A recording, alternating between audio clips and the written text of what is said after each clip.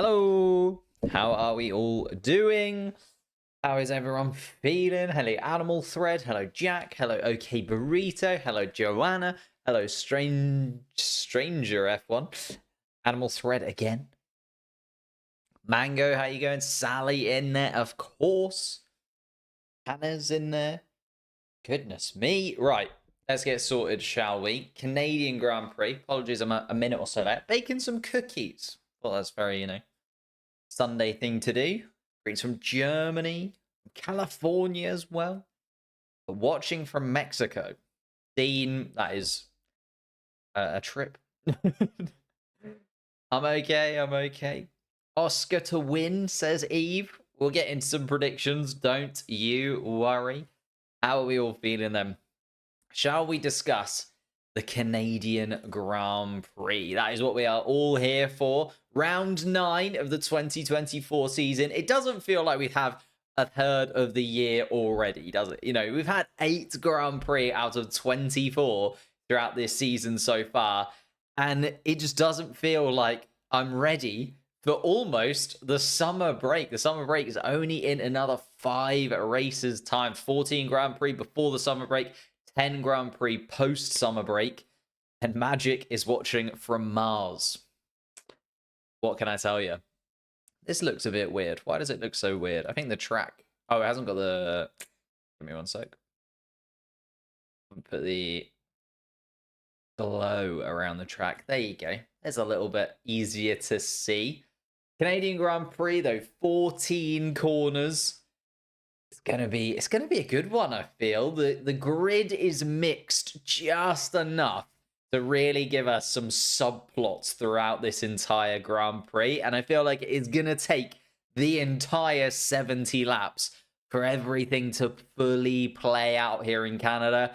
And of course, there is always the threat of a little sprinkle of rain that could completely turn everybody's strategies on their heads and change up the Grand Prix completely.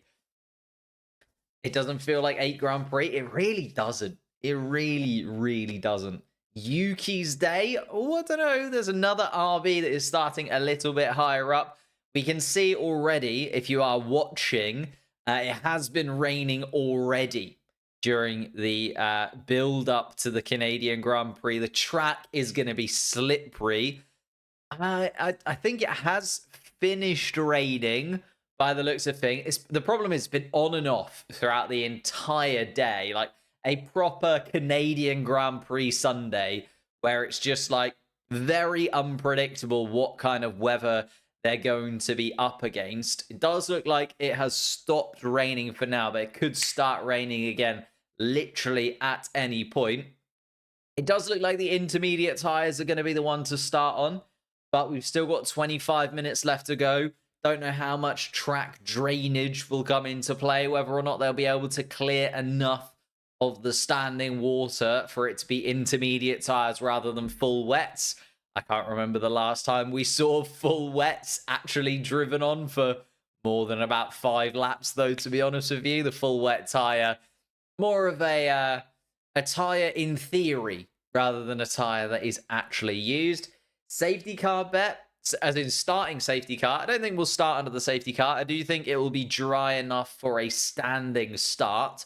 I don't think we'll end up having to have a roll-in start behind the safety car. But if you're talking about a safety car during the Grand Prix, yeah, I think that's a fairly safe bet. We've already seen a couple of drivers get a little bit out of shape, particularly down towards sort of turn 8-9, isn't it? Just before the turn 10 hairpin, where a few drivers have got a little bit out of shape so far this weekend. Also, turn 3-4 is quite a tricky little jink to the right, jink to the left that the drivers have to go through as well. So we could definitely see a safety car coming into play. Of course, the wall of champions at turn 14 as well, which the drivers have to get dangerously close to every single lap. But shall we talk our 20 drivers and where they will be starting?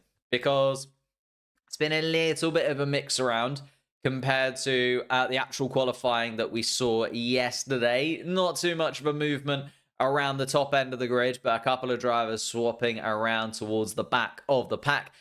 taking some engine upgrades, taking some new pieces, and therefore dropping to the back of the grid is Valtteri Bottas. He will be starting in 20th place. 19th, oh sorry, Zhou Guanyu will be starting in 20th place. Valtteri Bottas will be starting in 19th place. So both of the stake Saubers having a pretty terrible weekend and kind of cementing themselves as the 10th fastest team right now. The only team yet to score points so far this season. And starting from 19th and 20th place is not going to help them, is it? They are, after a poor qualifying yesterday, taking a few new pieces to that car and therefore taking grid penalties, going to the back of the pack and having to start from 19th and 20th. Nico Hülkenberg is an interesting one to see in 17th place alongside Esteban Ocon in 18th.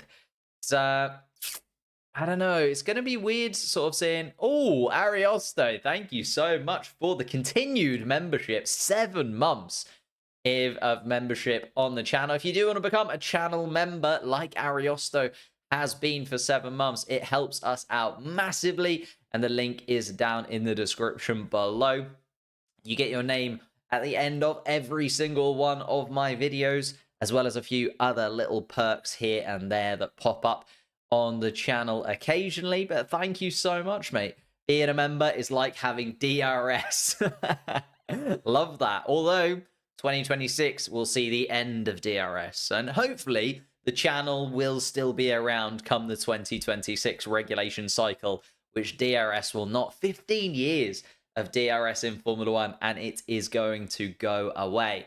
Anyhow, let's have a little look at Hülkenberg. As I was saying, 17th place start for Hülkenberg. It was a very difficult start to the weekend for Nico Hülkenberg. He was trying out a new rear wing for the Haas team. There was then a problem with it, so they decided to swap it out for the second rear wing. There was then a problem with that one, so he was actually running a brand new rear wing and the third rear wing of the weekend going into qualifying. And he didn't look himself, did he? You know, we've seen that Nico Hülkenberg throughout the 2024 season has been one of those names that's popped up in the top 10 pretty much constantly. He's been in and around it whenever, you know, Lance Stroll's missed out or Sergio Perez has missed out. We've usually seen Nico Hülkenberg right up there. Didn't have the best of time in Monaco either, though, Nico Hülkenberg. And I'm starting to worry that the exceptional start to the season, which has seemed to be able to do quite a lot of the time, is going to slowly ebb away. And the upgrades are not going to pull Haas towards the likes of Williams and RB, who do seem to be finding a little bit more pace in recent weekends. Then in front of them, 16th place, Sergio Perez. Obviously, a brand new contract for the Mexican. He'll be with Red Bull for 2 more years. Even though DRS has gone in 2026, Sergio Perez will still be with us on the grid. Well, should still be with us on the grid.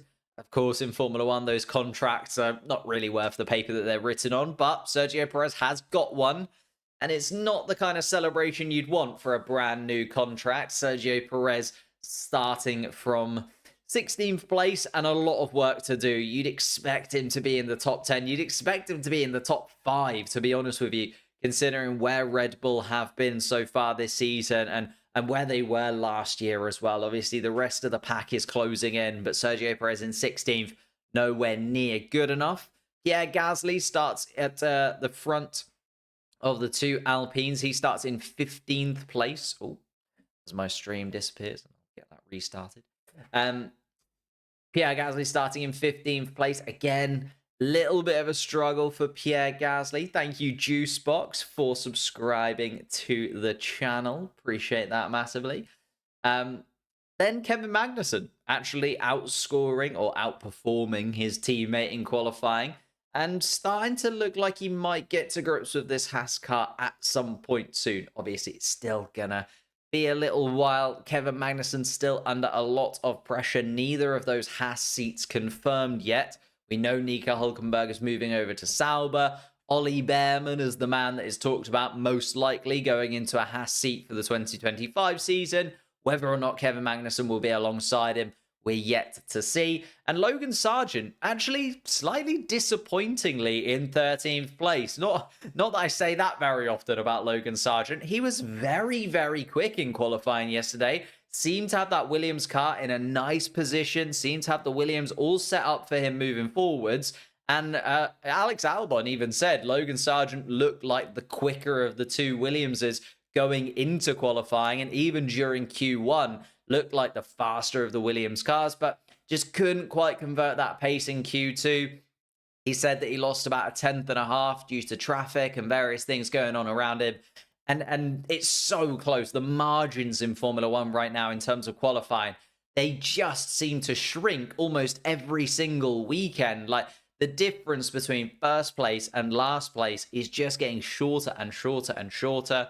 And particularly those guys that are getting through into Q3, it's so hard to get there because there's so many competitive cars trying to get into that top 10 every single weekend.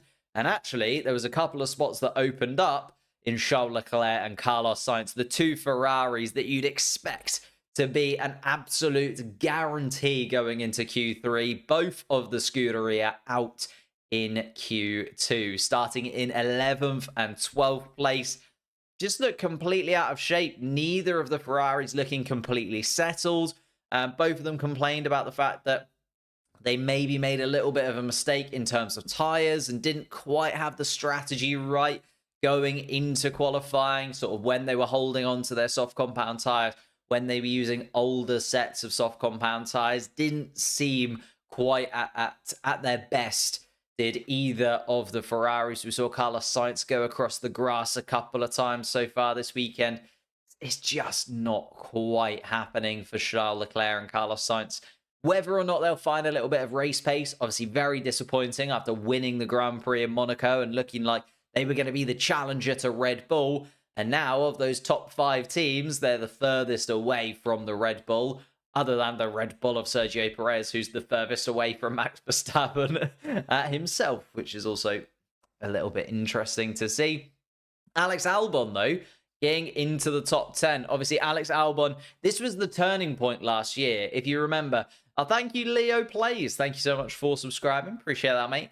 You'll remember last year, Alex Albon, this was the turning point in his season. You know, it was a kind of a slow start to 2023 for Williams last year. It's been similar this season. Alex Albon's kind of flirted with the chance of getting top 10 a few times, flirted with the chance of picking up some points, but hasn't quite done it. Obviously picked up a couple of points last time out, and then it's starting to build momentum. And here was where he really started to kick on. A phenomenal qualifying from Alex Albon last year meant that he put himself in 7th position and was able to finish there with some stunning defensive positioning in front of this Canadian Grand Prix crowd. And he's done it again. He's put himself in the top 10. He's put himself in contention for points. And I think we might see another defensive performance from Alex Albon in 10th place. Lance Stroll has got himself in 9th in front of his home crowd. Of course, the Canadian at his home Grand Prix. And just trying to get some points on the board for Aston Martin at this point in the season would be great for them. They've had a very topsy-turvy start to the year. A very, very disappointing Monaco Grand Prix. And Fernando Alonso's looked a little bit out of it in the past couple of races. Thankfully, though, both of the Aston Martins into the top 10. Yuki Tsunoda, the kind of best of the rest man himself, the master of the midfield, is in 8th place. Confirmed to be in RB for next season now is Yuki Tsunoda. So great news for Yuki fans. He will be on the grid continuing into next year, and he will still be probably the main man at RB, I would imagine. Maybe Liam Lawson alongside him, maybe Daniel Ricciardo alongside him. We're still yet to see in this 2025 chaotic driver market that we have in front of us. Lewis Hamilton, though, will want to see the back of this Mercedes sooner rather than later. Still just can't quite get to grips with it. Actually looked like the quicker of the Mercedes cars throughout the entire weekend until it came to the point where they were allowed to actually go out for qualifying. As I see Martin Brundle just having a little fight with the person with a rope. There's a lady with a rope who does not want to see Martin go through. Base through. Martin's got under the rope. He's there. Sorry. Very distracted by Martin just trying to wrestle with a rope there. Fernando Alonso starts in 6th place. A really solid start from Fernando. Needs points on the board. I think, you know, that 9th place in the driver's standings looking pretty much guaranteed to be him. But wants to continue to try and push this Aston Martin car in the right direction after what has been a weird couple of seasons for Fernando Alonso. Obviously, last year here, he was battling for the victory. We were talking about Fernando Alonso. Could he sneak a win here in Canada? Now, last year, but this season, not looking like the win is on the cards. And maybe, you know, a good top 5 finish would be phenomenal for him. Daniel Ricciardo, though, does start in the top 5. It's been, again, another weird season for Daniel Ricciardo. I love that Jacques Villeneuve obviously came out, talked smack about Daniel Ricciardo, talked, why is he still in Formula 1? He's just not good enough to be here. Bang. 5th place in qualifying, his best start to a Grand Prix of the entire season. And obviously, after picking up points in the Miami sprint, it felt like his season was going to get going. Imola and Monaco haven't been great for Daniel, but now back on it with Canada. Maybe he can just keep building a little bit more momentum in that RB and obviously try and catch Yuki Tsunoda in the standings. Piastri and Norris start side by side on the 2nd row of the grid. Obviously, both of those drivers confirmed for McLaren for the Long's future. And we're starting to see that kind of come to fruition now, aren't we? Both Norris and Piastri putting in good performances, picking up good points, and a real opportunity for them, not only for Lando Norris to pick up his 2nd Formula 1 victory, or Oscar Piastri to even get his 1st Formula 1 victory here today, but also a really good opportunity to build some good points on Ferrari if Ferrari are going to struggle to make their way through the pack and up towards the top end. And then, of course, the front row of the grid. The 2 drivers that could not be separated. For the 2nd time in Formula 1 history, we saw 2 drivers set the exact same pole position time. It was just that George Russell set it first, and that puts him in front of Max Verstappen. The Mercedes, the new look front wing, a different underfloor for the Mercedes car as well, has completely changed the pace dynamic of it. And it looks so much quicker throughout Monaco and now into this weekend with George Russell in particular. Starts from pole position. I think 6 of the last 7 wins here in Canada have come from pole position. And George Russell will be trying to continue that trend.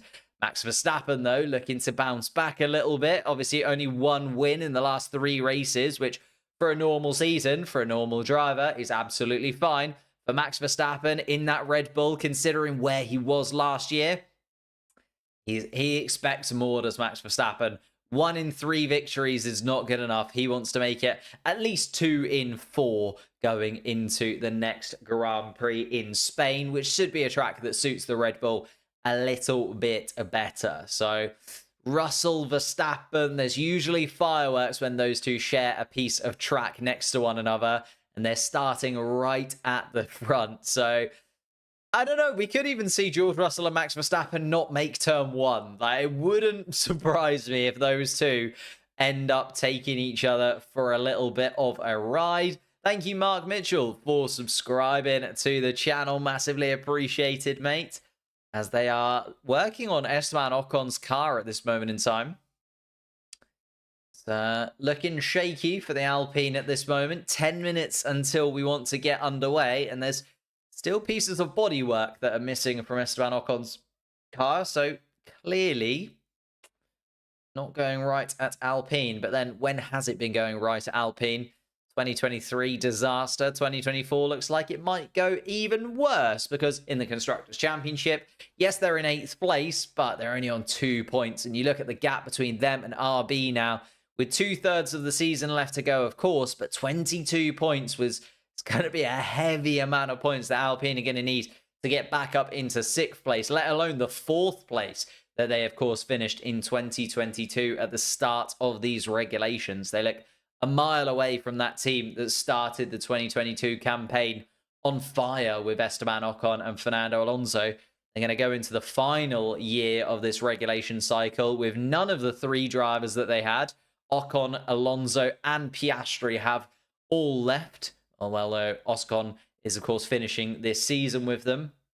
And then next year they go into it and they could be the slowest team on the grid still, although Stake Sauber on 0 points, still looking for their first points of the season. Williams on 2 points as well, but having that lower finish over the course of the season means Williams are lower than Alpine. Haas in 7th place on 7 points. RB, as I mentioned, in 6th place on 24 points. They're trying to close the gap to Aston Martin. It's not a ridiculous gap because, let's face it, Lance Stroll hasn't had the most wondrous of seasons so far. So 44 points for Aston Martin, and RB will definitely have an eye on closing that, with Daniel Ricciardo starting in front of both of the Aston Martins and Yuki Tsunoda starting between the Aston Martins this afternoon. Mercedes, they've got sort of, what, half the points of McLaren. So it's going to be a long way back, but still 2/3 of the season to go. If they can get a victory here today, maybe, just maybe, they can continue to push on. And then we get to McLaren in 3rd place, 184 points, Ferrari 252, and Red Bull still leading the championship, but it's not as obvious as it used to be. You'd say Ferrari have kind of missed an opportunity here, especially with Sergio Perez starting from 16th place. Maybe they could have just qualified that a little bit better and then closed the gap to Red Bull, but Max Verstappen is looking like he might be able to elongate that victory and elongate that at the top of the championship. Drivers' Championship-wise, Max Verstappen is at the top there too. Charles Leclerc just behind. Lando Norris has an opportunity to close that gap. Won't be able to catch Charles Leclerc. Well, unless Charles Leclerc DNFs and Lando Norris finishes in 1st place, but won't be able to catch Charles Leclerc, I don't think, over the course of today. Carlos Sainz 5 points behind Norris, so Norris looking to extend that. Sergio Perez then in 5th place. Oscar Piastri is the one to watch, though. 30-odd points behind Sergio Perez. Like, didn't feel like he should be that far off, and especially with Sergio Perez starting 16th, Oscar will want to close that gap. George Russell still ahead of Hamilton and looking like he'll remain ahead of Hamilton post this Canadian Grand Prix. Fernando Alonso, Yuki Tsunoda still in the top 10. Lance Stroll on 11 points will want to try and catch Yuki as quickly as possible, though. Ollie Behrman still that kind of midfield barrier on 6 points. Nico Hülkenberg unlikely to get in front of him. Daniel Ricciardo, though, very likely to jump Ollie Behrman if he can start as well, or if he can finish, sorry, as well as he starts. Alex Albon, though, just looking for a couple of points, and be good enough to kind of just elongate himself away from Ocon, Magnussen, and Gasly just behind. And then we have Zhou Guanyu, Valtteri Bottas, and Logan Sargent, as well as Gasly, yet to score points. Mamma mia, that is everything then. And we're starting to get some radio messages in from the drivers. Carlos Sainz in particular is saying that there might be a cloud that is coming. And the fact that we haven't done any laps in turn 1 and turn 2, probably safety car start should be the safest. So Carlos Sainz thinking that a safety car start might be the way forwards. Have a little radio checks coming in. I think that's supposed to be loud and clear from Lance Stroll, not ladder clear. Although maybe he's been watching Laws, you know. You never know. Ladder might be clear. Probably watching on somewhere at home. No audio. Audio is okay. Sound is non-existent. I mean, it's only you, Jax, I think. So maybe just a problem with your device. Restart your device, maybe. Yeah, love that. Have you tried turning it off and back on again? That's the usual one. Volume was on 0. Excellent work. Love that. Guys, what's going on? Something's wrong. Turn the volume up. Good shout. Oh, there's a little gap at the bottom.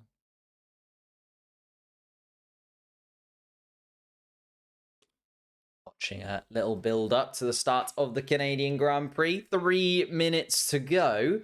Haven't seen any communications as of yet as to whether or not it will be a standing start or a safety car start. We saw, as I said, Carlos Sainz just having a little message towards his team saying, you know, we haven't really done too much running over the course of the weekend. Risk of rain is currently 100% though. Wow. So it might rain again at some point during the Grand Prix. We have the build-up. Oscar Piastri looks intently. George Russell, of course, did the T-pose yesterday after claiming his second pole position in Formula One. But no T-pose in this year's opening credits. Sergio Perez and, of course, Max Verstappen. No messages or anything, Nico. Nico possibly having. Just trying to see if anyone is going to confirm what kind of start we are going to have. I imagine it's still going to be a standing start because it's going to be very late call if they're going to do it behind the safety car. Formation lap is set to get underway any moment now, and we still have no confirmation of a safety car start. So I think it's just going to be a bog standard standing start, even with the weather being a little bit shaky. Possibly looking at full wet tires for a few guys. I did not expect to see full wets, to be honest with you. I was expecting this to be an intermediate start. There hasn't been any rain since we began this stream. It stopped raining here maybe 45 minutes ago. From what I could see on the coverage that I've been watching while setting up the stream. Doesn't look like it's continuing to rain anymore. But we're starting. We'll wait and see. Why would it be a safety car start? Just because it's very wet. Very wet, very slippery. They haven't had too much running over the course of the weekend either, because there's been quite a few stoppages because of the weather conditions, and they haven't had a lot of running in these kind of conditions over the course of the weekend. And also just generally when it's a bit wet at the start of a Grand Prix, it just means that you're guaranteed to have some kind of pile up towards the back of the pack. Obviously, you can kind of point towards Hungary 2021, where Bottas went bowling and Lance Stroll also took 2 or 3 drivers out with him as well. Like, it's very easy for just one driver to make a mistake and take 4 or 5 drivers out of the race, which is not really what you want. Although it's, entertaining in the moment, overall, we want to see the drivers, competing. We want to see the drivers going wheel to wheel rather than just 6 of them being wiped out at the beginning of the Grand Prix. But there you can see, Kevin Magnussen, Nico Hulkenberg. I saw a couple of drivers on full wets. It is the Haas cars that have gone for the full wet tire, possibly gambling that it's going to rain a little bit more. Because I'll be honest, it does look like it's intermediates. It hasn't rained. There's not too much standing water from at least the camera shots that we've seen of the Grand Prix circuit so far. And also, let's face it, the wet tire really doesn't get used. Oh, I stand corrected. There is a little bit of rain falling on the track right now. I thought it had stopped raining, but no, it has started to just trickle in a few different areas.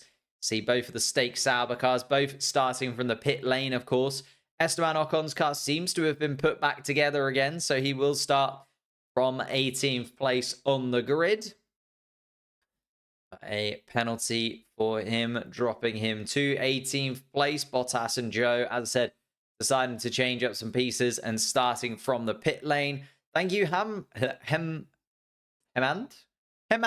to go for Hemant. Thank you, Hemant, for subscribing to the channel. If you haven't subscribed, make sure you hit that subscribe button. Leave a like on the stream as well.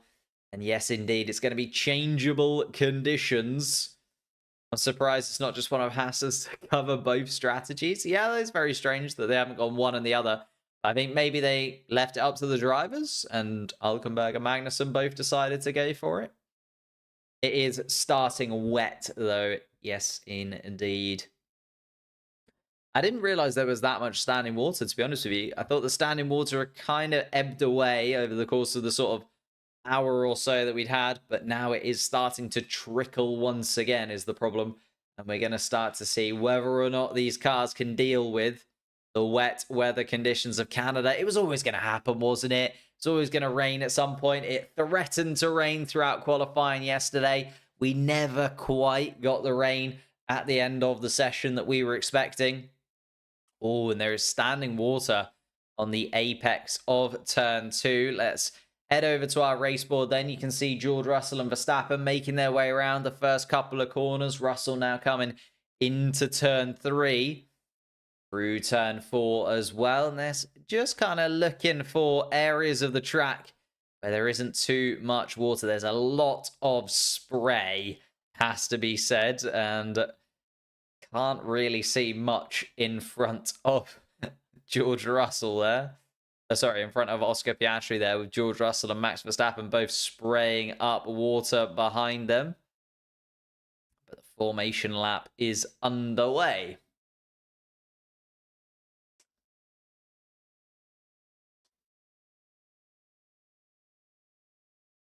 Wow, there's a lot of rain coming off the back of the McLaren pit wall. Race starts very soon indeed. We've got George Russell coming around the turn 10 hairpin at this moment in time, down the back straight through turn 11, the turn 12, which is effectively a straight, let's be honest, but there is a slight kink in the track, so turn 12 technically a turn, and then 13 and 14 as well. Rooting for Albon and Yuki. Yeah, that is solid driver selection you've got yourself there. The cell of rain coming should last around 10 to 15 minutes. So we're looking like there's going to be more rain over the circuit for about 10 to 15 minutes. And that could change and could actually mean that Magnussen and Hulkenberg have gone for the right kind of thing here. Both gone for the wet compound tyre. Love it to be like Canada 2011. Unfortunately, we can't have that anymore. There is now a clock on the race. You can see we're only allowed 2 hours of running, 3 hours total time. So no longer will we have, what was it? It was ridiculous. Can't even remember how many hours now. Canada 2011. It was a long, long race, but was an entertaining one nonetheless. Obviously, Jenson Button coming out on top.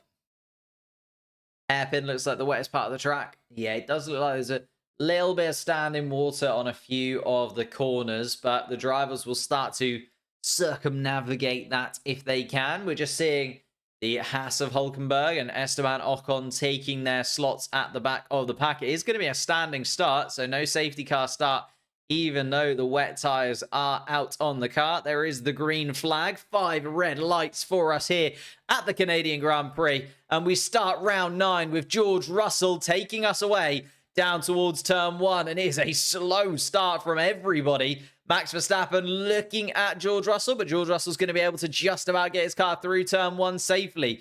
Norris and Piastri get round as well. Fernando Alonso splashing through the puddles. Gets himself possibly ahead of Daniel Ricciardo there, and does indeed. Ricciardo dropping down to 6th place. Hamilton, oh, there's a yellow flag in sector 1. Has somebody gone off? No, looks fine. Hamilton also dispatches Daniel Ricciardo. Gets himself up into 6th place. Charles Leclerc's also jumped up a couple of positions straight off the bat and jumped up to 9th place. Carlos Sainz, though, in the other Ferrari, struggling, has dropped a place behind Kevin Magnussen. Sargent, Hulkenberg, Ocon, and Gasly has fallen all the way down the order. Sergio Perez also dropping a couple of positions already in the Red Bull, and not going the way the Mexican would have wanted. Magnussen also making quick work of Alex Albon in this and getting up in front of the Williams. Some very, very risque maneuvers coming on this first lap of the Grand Prix, with the weather conditions being how they are. Kevin Magnussen, though, absolutely going for it, and possibly just showing that the full wet tyre is the tyre to be on, because there is Charles Leclerc going wide and Kevin Magnussen's going to go up the inside, and Kevin Magnussen is now up into 9th place on the wet compound tyre, and Nico Hulkenberg has also dispatched the other Ferrari down in 13th place. It does look like the full wet tyre, at least for now, is the tyre to be on, because Kevin Magnussen side by side with Lance Stroll going down towards turn 13 and does. And Charles Leclerc has just gone straight on at turn 13 and 14, rejoins the track behind, and has actually opened the door, I think, to Yuki Tsunoda. Is Tsunoda going to be able to take advantage? No. But Kevin Magnussen's absolutely launching himself up the order. Kevin Magnussen now going through and having a little look at Daniel Ricciardo. Ricciardo's already dropped a couple of positions and is now going to drop another one. Kevin Magnussen is on a tear here, ladies and gentlemen. Nico Hülkenberg up into 13th place as well on the wet tyre. And now going past Alex Albon. Is he going to be able to make the move? Yes, Hülkenberg up into 12th. The Haas is absolutely flying right now. And what the Haas need to pray for is just a little bit more rain, honestly, because the full wet tyres are working a dream for them right now. Everybody else gambling on the intermediate tyre. I'll tell you what, Kevin Magnussen's going up the inside of Lewis Hamilton, and he gets the position done. Kevin Magnussen's going to be leading this Grand Prix in a couple of laps' time. He is absolutely slicing through the field. Coming up to the hairpin then, Fernando Alonso is up next for Kevin Magnussen's Haas car. Going around turn 10, George Russell on the radio. This level of rain is worse than we expected. And Kevin Magnussen peeling off to the left-hand side. Fernando Alonso looking to cover off Kevin Magnussen if possible. But Magnussen's going to have the better grip. Down towards 13. He's going to go into the chicane ahead. And Kevin Magnussen's up into 5th. This is absolutely sublime from the Haas of Kevin Magnussen right now. Nico Hülkenberg, by the way, has also moved up into the point-scoring places. He's in 10th. He's dispatched Tsunoda and Leclerc since we checked in with him last.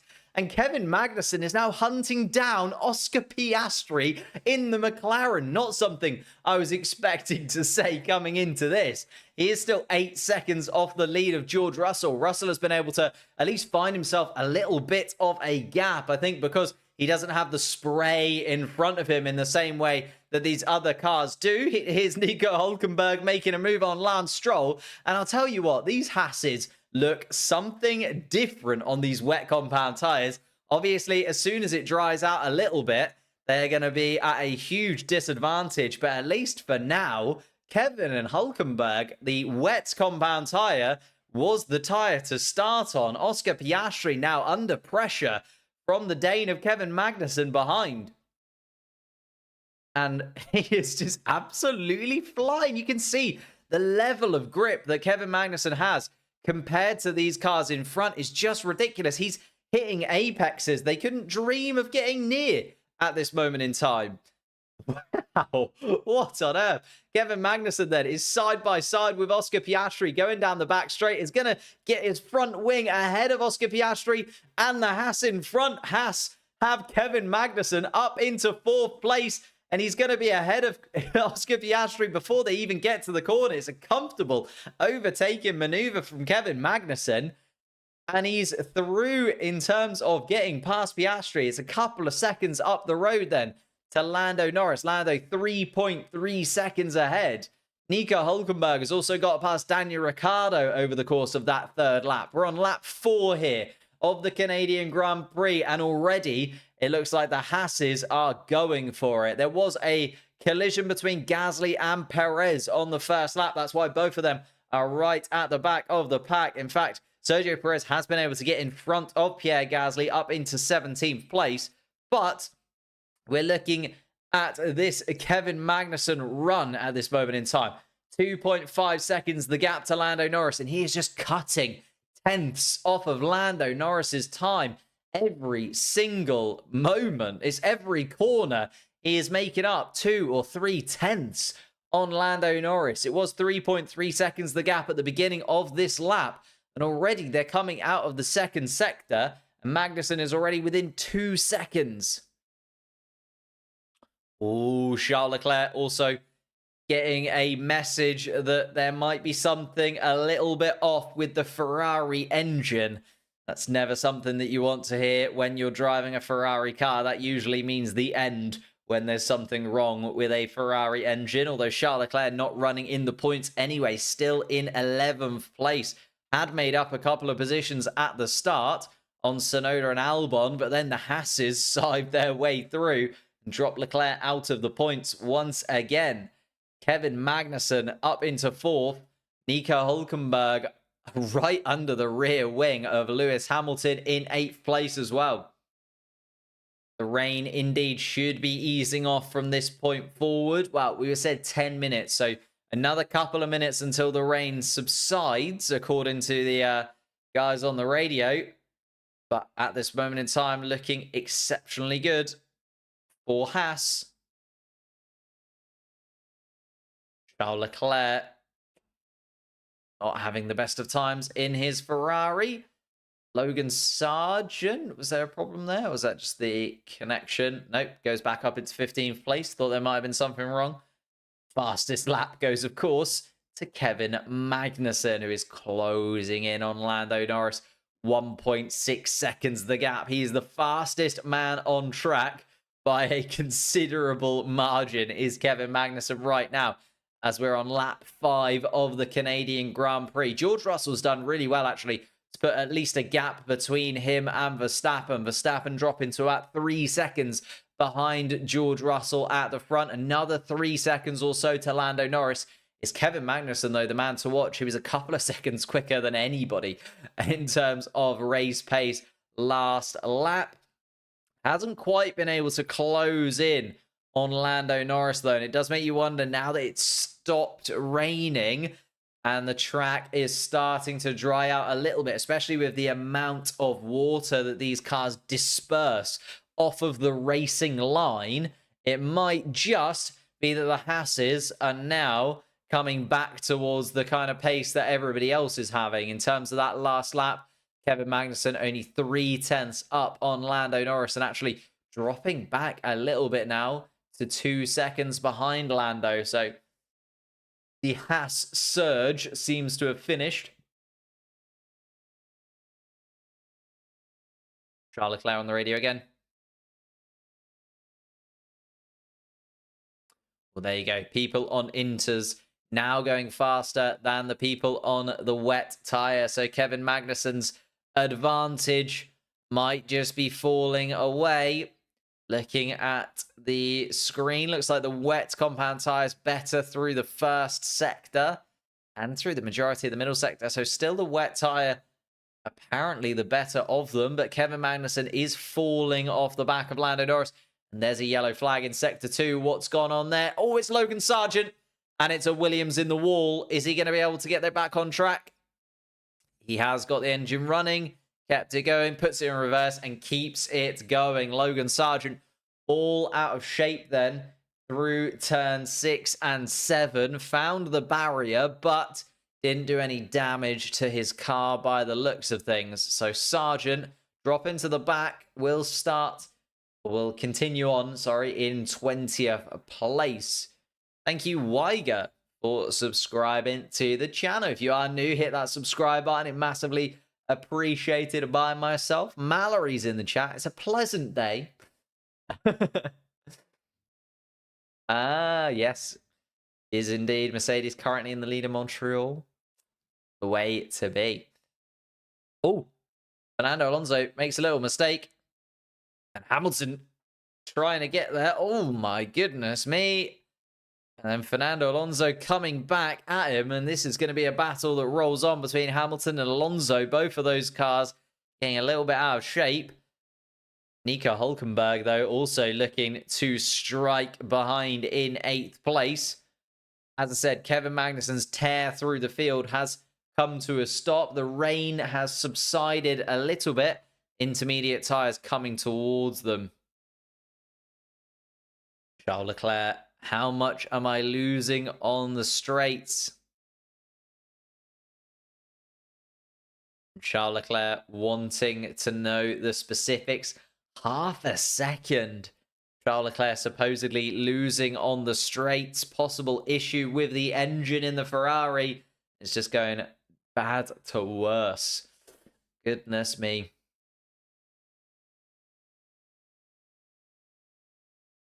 Yeah, Gasly possibly coming in. Oh, and Kevin Magnussen coming into the pits. There you go, swapping onto the intermediate tyre. So that tear through the field for Kevin Magnussen has come to an end. And they weren't actually ready for him. The tyres weren't out there. An 8.5 second pit stop for Kevin Magnussen. It's going to drop him down the order. And he's going to come out in and amongst the real mayhem, to be honest with you, is Kevin Magnussen. He's going to be right amongst sort of Albon, Sainz, Ocon, Perez, and Kevin Magnussen. As entertaining as it was always going to come to an end unless the rain really fell here in Canada. But it has looked like the rain has subsided fully, and we're going to start to see the track drying off a touch, at least over the next few laps, especially on that racing line. The next gamble is the slicks, of course. Who is going to be the first to dip onto the slicks? We're nowhere near ready for that yet, but it wouldn't surprise me if Kevin Magnussen's also one of the first drivers to gamble on the soft compound tires, or maybe in a set of mediums in Montreal. Ooh. Ooh. Little bit of contact. Big contact, actually, between Gasly and Perez. Perez on board. Cannot say anything from this perspective. Can see the Alpine to the left. Oh. He just got into the side of him. Don't really know who's to blame for that, to be honest with you. Just looked like both drivers were slipping around a touch, and Sergio Perez found the side. Ooh, and Sargent also. Ooh, needs to be careful rejoining indeed. He very nearly took out the side of Carlos Sainz, did Logan Sargent there. Just diving all the way through turn 2. Here's a replay of Logan Sargent. Is this where he came unstuck at turn 6? Yeah, just a big lockup from Sargent. Oh, actually does touch the barrier. Does touch the wall, but I don't think did any damage to his car, although he is running around in 20th place and 10 seconds off the back of Zhou Guanyu anyway. So Logan Sargent not having the best of days as it is. Verstappen is gaining on Russell quite a bit. Has closed it down, hasn't he? Max Verstappen starting to come towards the intermediate tyres a lot more over the last few laps. Hülkenberg continuing to gamble on the wets, but is now 5.5 seconds off the back of Lewis Hamilton. George Russell sets the fastest lap, but then Verstappen returns the favour. Lando Norris then also goes quickest of anybody. So it's going to be in... Oh. Charles Leclerc saying it's going to be impossible to overtake with the issue that he is having. And at this moment in time, still Charles Leclerc going on, is in 10th place. But the Ferrari, that engine issue just costing him so much time on the straights. And obviously the straights where you need to be able to push it that little bit harder and make that position. Not going to be the case for Charles Leclerc as he finds himself behind Lance Stroll. Max Verstappen, though, starting to click into gear. Lando Norris also fastest lap of the race so far for the Briton. Oscar Piastri has dropped off 5.5 seconds off the back of Lando Norris. Lando Norris actually 9 seconds off the back of Verstappen. So both of the McLarens struggling for real top-end pace compared to Russell and Verstappen. Alonso is then 9 seconds behind Piastri. So the McLarens literally running around all by themselves as we see Max Verstappen closing in. Fastest lap Russell, fastest lap Verstappen. So again, Verstappen just closing in by 0.5 of a second. Getting closer and closer to the rear wing of Russell.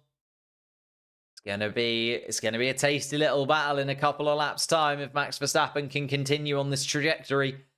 Closing in. You can just see actually the Red Bull does look a lot more stable through this kind of middle sector, the windy middle sector here in Canada. You can see Max Verstappen really pushing this Red Bull car to its limits though. And quicker than Russell on all 3 of the last laps that we have seen. 1.4 seconds off the back of George Russell, who started on pole. 7 of the last 8 winners here started from pole position. Can George Russell continue that trend? Daniel Ricciardo under investigation by the looks of things, but Ricciardo just finding himself now at the back of Nico Hulkenberg. Hulkenberg, who has completely fallen off the pace, staying out on those full wet tires, and now looks like a sitting duck. He was passing these drivers fairly swiftly, was Nico Hulkenberg, but now last lap lost 4 seconds to Lewis Hamilton, did Hulkenberg. So everybody who Hulkenberg overtook is now looking at the back of the Haas and thinking, I could get back ahead of you fairly swiftly. Daniel Ricciardo is first in the queue, and it is a hell of a queue. It is all the cars from Hulkenberg back to Sainz, just within touching distance of one another. Nobody's going to really be able to make too many moves, though. No DRS, of course. And you can't do too much because you have to go off of the dry line to make the move. And Daniel Ricciardo does eventually get himself in front of Nico Hulkenberg. But it wasn't an easy move by any means. We've got Lance Stroll next in the queue to have a go at the German driver. Still running in the points at his home Grand Prix is Lance Stroll. And trying to get past Nico Hulkenberg, and is going to be able to get past Nico Hulkenberg. So good move from Lance Stroll. And this is where Hulkenberg's tyres are really going to play against him. He is losing all of the time that he gained towards the beginning of the Grand Prix. That's why Kevin Magnussen decided to come in, swap to intermediate tyres, and in fact, Kevin Magnussen in 14th place, running pretty quickly, catching up to the back of Carlos Sainz, who is in that train of cars that was stuck behind Nico Hulkenberg, still stuck behind Nico Hulkenberg. Just Ricciardo and Stroll have been able to release themselves in there. Charles Leclerc won the Monaco Grand Prix. It has really gone from elation to devastation for Charles Leclerc. He has just been able to dispatch Nico Hulkenberg and get up into 9th place, but he is not looking quick this afternoon. Yuki Tsunoda just gets past Nico Hulkenberg as well and back up into the point scoring places. Daniel Ricciardo with a penalty. He was under investigation. What kind of penalty is it going to be for Daniel Ricciardo? It's not actually saying 5 second. 5 second penalty for Daniel Ricciardo. These tyres are going to wear very quickly. There is Nico Hulkenberg. Finally comes in to swap those full wet tyres. Does Nico Hulkenberg. And Danny Rick with a 5 second penalty. So not what he would have wanted. Started 5th, now running 7th is Daniel Ricciardo. And a 5 second penalty at this moment in time would put him behind his teammate Yuki Tsunoda in 10th place. Hope Hamilton wins again.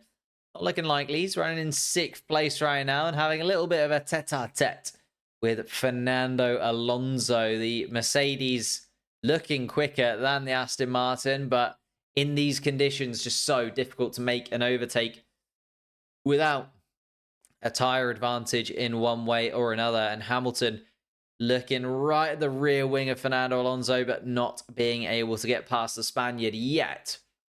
Gonna go for it down the front, down towards turn 1. Nope. George Russell, I think it will probably be slicks in about 20 minutes, but that is when the rain is expected. Oh my goodness me. So it's going to be an interesting one if the rain does come just as the track starts to look like it might be ready for slick compound tires. Does anybody gamble? Does anyone go onto the slicks and hope it doesn't rain? Does anybody stay on the inters and try and figure out what they can do? Just gamble on the rain coming. This so many variables at this moment in time could really go either way. And we're only on lap 14 of this Canadian Grand Prix as George Russell actually peels to the left-hand side of the track to find some water. Therefore, the intermediate tyres maybe just overheating a touch for George Russell. Of course, these intermediate tyres are designed to work on a wet track. They heat up really, really quickly if you're driving on a dry surface. And you can see the racing line is almost completely dry. And those intermediate tyres are going to start to feel it. Lando Norris, quickest of anybody. You know that gap from Verstappen to Norris was up to about 9 seconds. It's now down to 4.5. And Lando Norris is starting to put himself back in the name of drivers that could win this Grand Prix. Haas messed up. They didn't mess up necessarily. They took a gamble. They put the wet compound tyre on. If it would have absolutely tipped it down, Kevin Magnussen would have been a genius right now and probably leading the Grand Prix. But it stopped raining. It started to dry up. They just needed a little bit more rain. And unfortunately, the rain isn't set to come at least for another 15 minutes or so. So there could be more rain coming. It's predicted to be in about 15 minutes. So we've still got up until around lap 30 of the lap 26, 27 of the Grand Prix before I think that will come. By my calculations, next rain will come in 22 minutes. There you go. Precise. Max Verstappen also dipping into the wet stuff. This is the thing, right? Your intermediate tires very quickly become slick tires if you're running on the tarmac that has already been dried out by these cars. These cars display so much water. You can see the spray that comes off the back of the Formula One cars. That is just water that they are throwing up and away from the racing line. You can see a very clear, defined racing line. Lando Norris was a second quicker than Max Verstappen on that last lap. Verstappen also within half a second of George Russell here. So Russell now under real pressure from the Dutchman. And that is opening the door to Lando Norris to just pump in some really, really quick lap times on his intermediate tyres and put himself in that kind of contention with these two here. Nothing could separate them in qualifying, and less than a second separates them now. Oscar Piastri in 4th place, still 8.5 seconds behind Norris. Alonso kind of driving around all by himself, 11 seconds off Piastri, a couple of seconds ahead of Hamilton, but not looking like he's as under threat from the Mercedes car as he was a few laps ago. Then we've got Daniel Ricciardo nearly 20 seconds off the back of Hamilton. The RB nowhere near the pace. And George Russell and Max Verstappen both kind of peeling off down the back straight, trying to find some water to cool these tyres down. But there's Lando Norris just coming into the back of the picture there. And another fast lap from Lando Norris puts him 2.2 seconds off Verstappen. Verstappen did drop back. Oh, and it's a mistake. It's a mistake from Max Verstappen. He's gone over the bumps at turn 2. Might even have lost a little bit of bodywork there. Very difficult to tell whether or not that was just grass being flicked up by Max Verstappen or whether that was debris from the Red Bull. But a very uncharacteristic mistake from Max Verstappen. Let's have a little look at the replay. Comes towards turn 1, the 100-meter marker. Tries to get on the brakes. Just doesn't. And bumps over turn 2. Just loses that little bit of grip. Not a lot of grip there, clearly, for Max Verstappen. And that's opened up a 3-second lead for George Russell, but has put Lando Norris right under the rear wing of the Red Bull. Is Lando Norris going to be able to strike down towards turn 13 into turn 14? Let's have a little look. They're coming around the turn 10 hairpin, turn 11 and turn 12 there as well. George Russell still leading Lando Norris now within a second of Verstappen down this back straight. Not going to be close enough to make a move, but is much closer than he was last time around. In fact, looking like the track conditions through that final, or the final part of sector 2 around that hairpin, looking quite dry indeed. Intermediate tyres, though, still on everybody out on track. Oscar Piastri now sets the fastest lap of anybody. So it just shows if you've got that little bit of clear air, you can really go for it on these intermediate tyres, and you can make up the pace on the cars in front. Piastri now 6.5 seconds off the back of Lando Norris. Alonso 13.5 seconds. Hamilton has actually closed in on Alonso once again. A real yo-yo between Alonso and Hamilton at this moment in time. Daniel Ricciardo still 20 seconds off the pace. Charles Leclerc, for those Ferrari fans out there, running in 9th, but an engine problem in the Ferrari not making it easy. Alex Albon's going to go for a move on Tsunoda. And Albon up into the point. Tsunoda down into 11th, but Tsunoda's going to come back at him, and Tsunoda gets it back. Tsunoda back up into 10th, and Albon down into 11th. Those two battling for points. The confirmed RB driver versus the confirmed Williams driver for next season, and both of them will be desperate for that 10th place finish and a point scoring position. Lando Norris, though, does have DRS, of course, and tries to get to within touching distance of Verstappen. Doesn't quite. And Lando Norris gets a little bit out of shape. Loses the rear end just a touch through turn 14. But DRS has now been enabled. Ooh, my goodness me. It is heating up here in Canada. 19 laps we have had so far. Thank you guys so much for joining us. If you are new to the channel, hit that subscribe button. And if you could, hit the like button as well. We managed to get over 700 likes on the Monaco Grand Prix stream. So that is the aim. It would be absolutely ridiculous if we can get near there.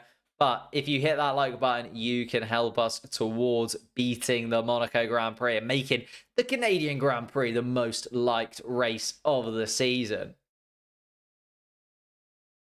Lando Norris, though, continuing to look at the back of Max Verstappen. Must be said that these two, even though they're having a little battle between them, Verstappen and Norris, they are still gaining on George Russell. It's gone down to 1.5 seconds between Russell and Verstappen. Verstappen still putting the boot in and trying to find lap time on the leader of this Grand Prix. Here it goes then, Lando Norris switching to the left-hand side of the track, looking at the back of Max Verstappen, closing in. He's within a couple of tenths there, Lando Norris. DRS, of course, down towards turn 1 as well.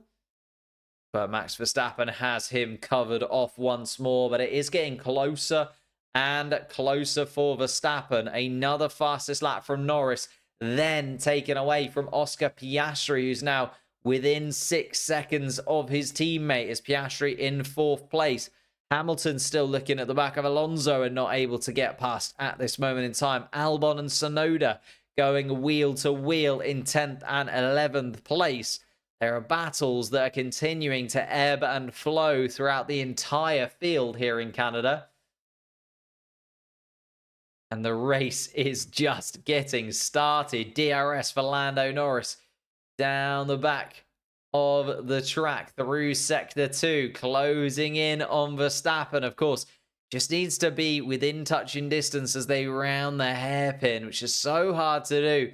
So you're right under the rear wing of Red Bull. You can see his car just closing in, almost hits into the back of the Red Bull. But Verstappen with a very good launch away from the hairpin. DRS then for Lando Norris. Can he get to within touching distance of the Red Bull? Peels off to the right-hand side of the track. He's going to go for his Lando Norris. And he goes round the left-hand side of Max Verstappen and gets the move done. Lando Norris up into 2nd place and Max Verstappen dispatched. Then has the DRS down towards turn 1 to escape from Lando Norris.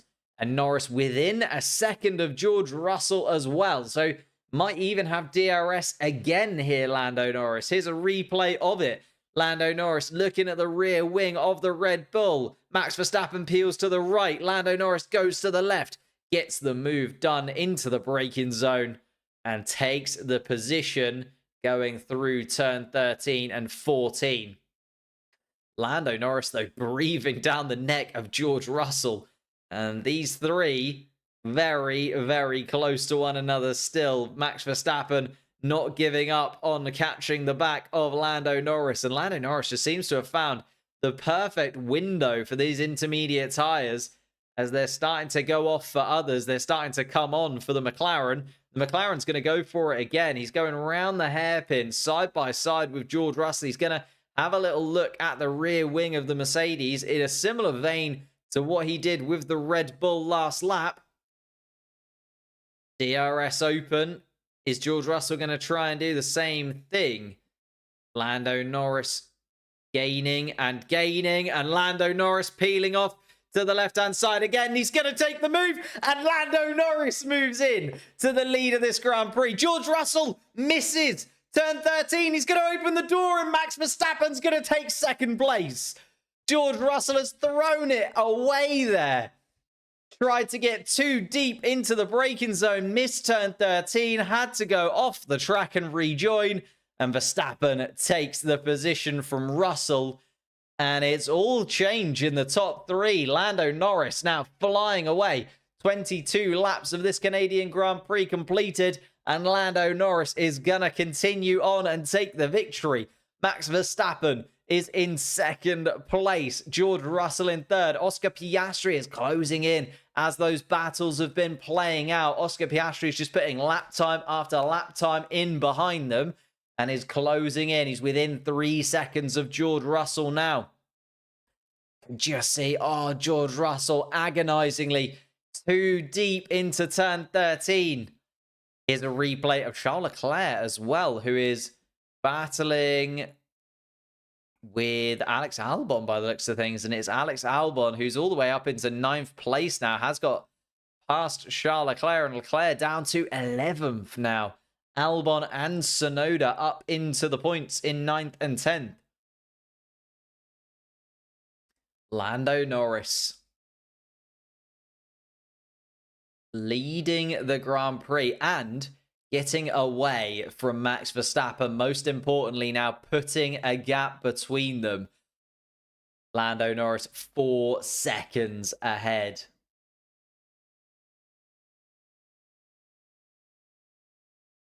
Ooh, is that an unsafe return?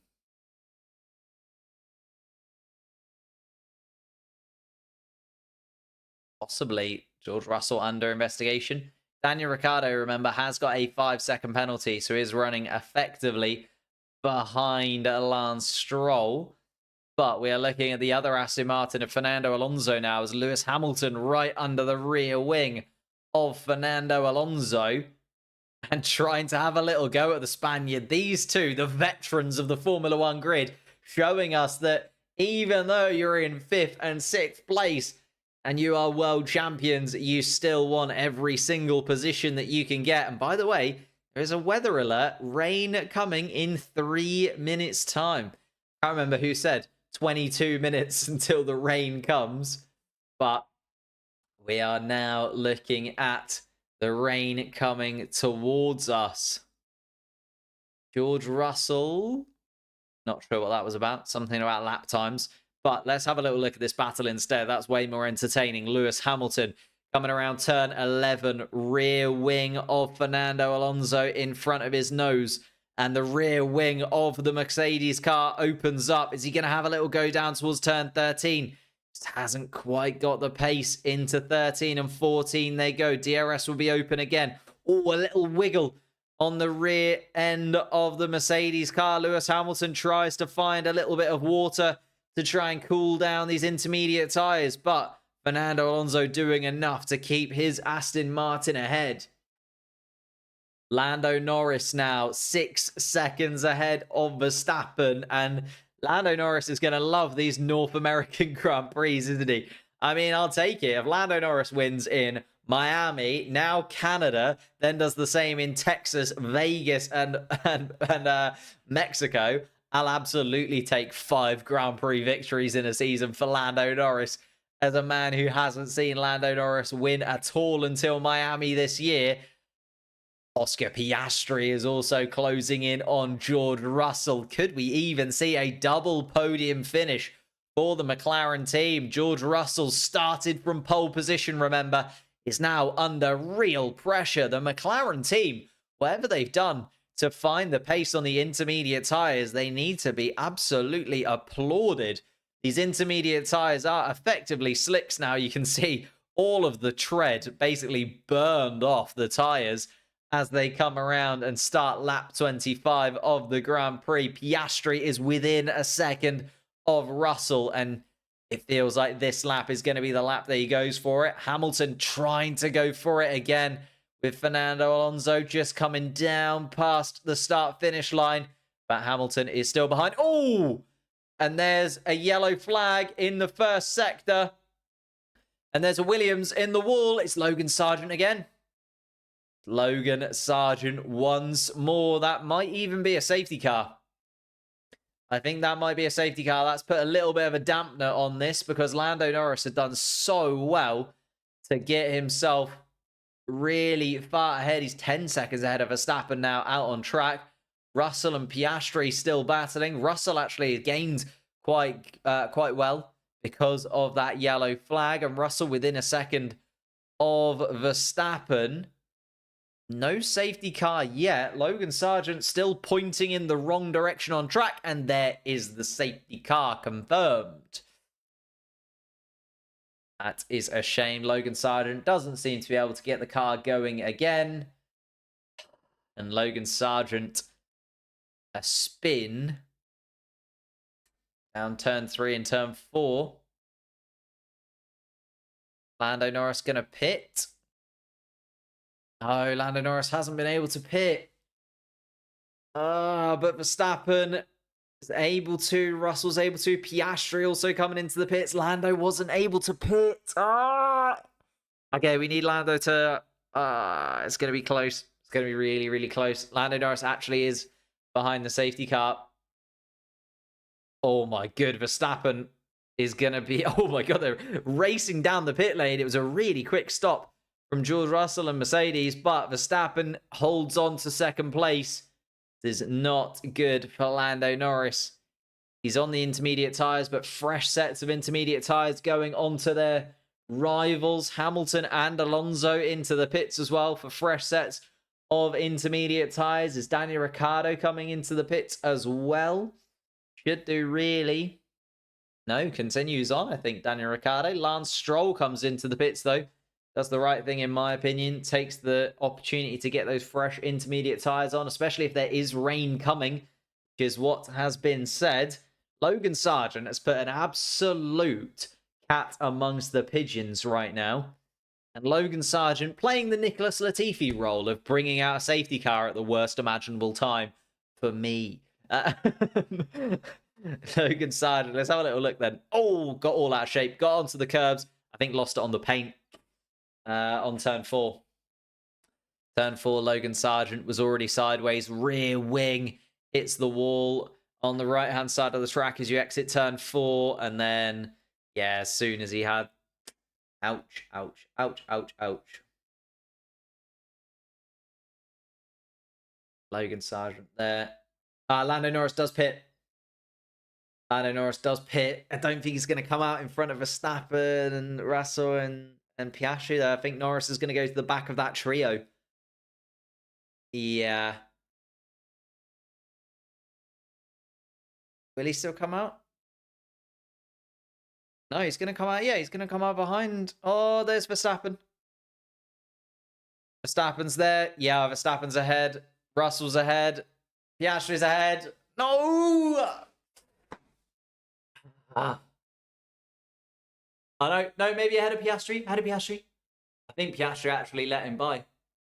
Yeah, I think Piastri actually let him by. Lando Norris comes out in 3rd place then. I think he hit the safety... Oh, he got to the safety car line just before Piastri. So Verstappen is into the lead of this race. Why is it always Verstappen, man? we had to sit through this all of last year where it was just Verstappen winning everything. God damn it, Logan Sargent.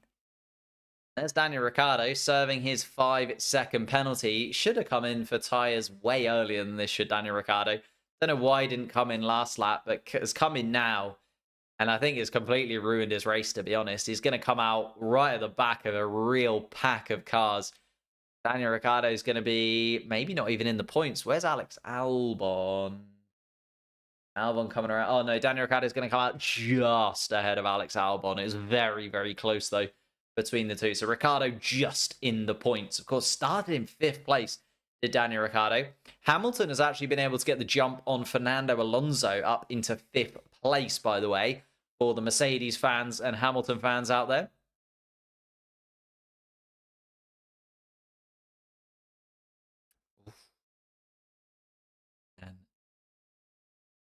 GP, yeah, of course, what goes around comes around. To be fair, that is a fair point from GP. I'll accept it.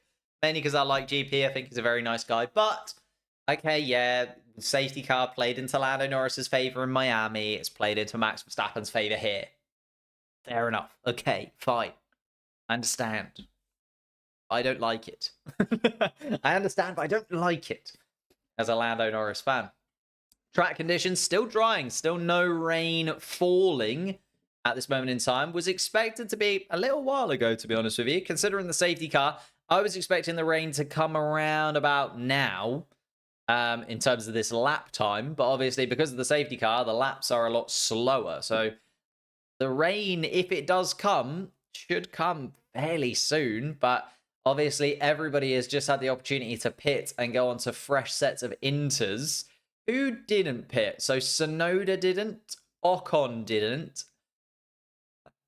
and Bottas didn't.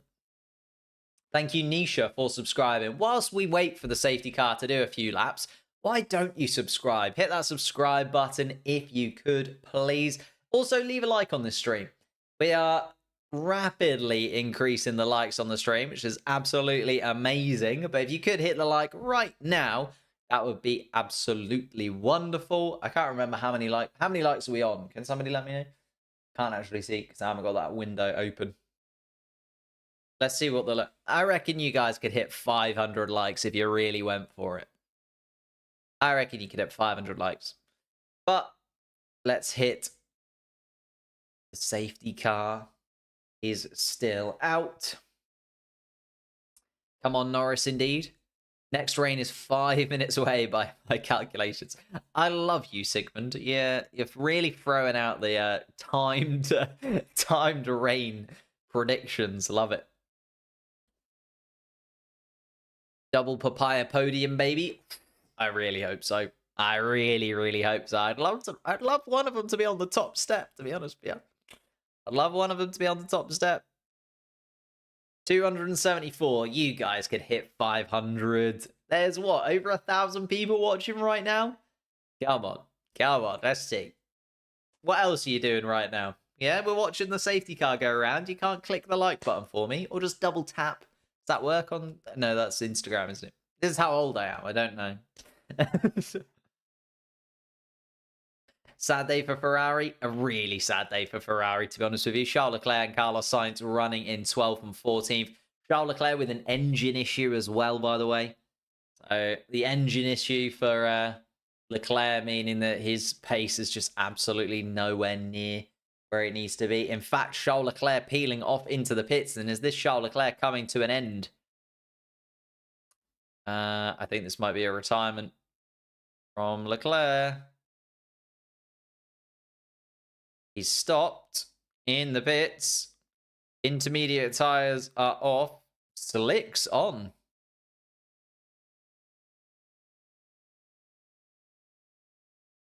Don't know what happened to Charles Leclerc there, but a 24-second pit stop for him. And going on to the the hard compound tyre, but the slick tyre is what I meant. Safety car ending, though. So Leclerc gambling then. Just absolutely gambling on the fact that there will be no more rain. Looking at the sky, it's going to be not sure about that one for Ferrari, but Charles Leclerc's gone for it.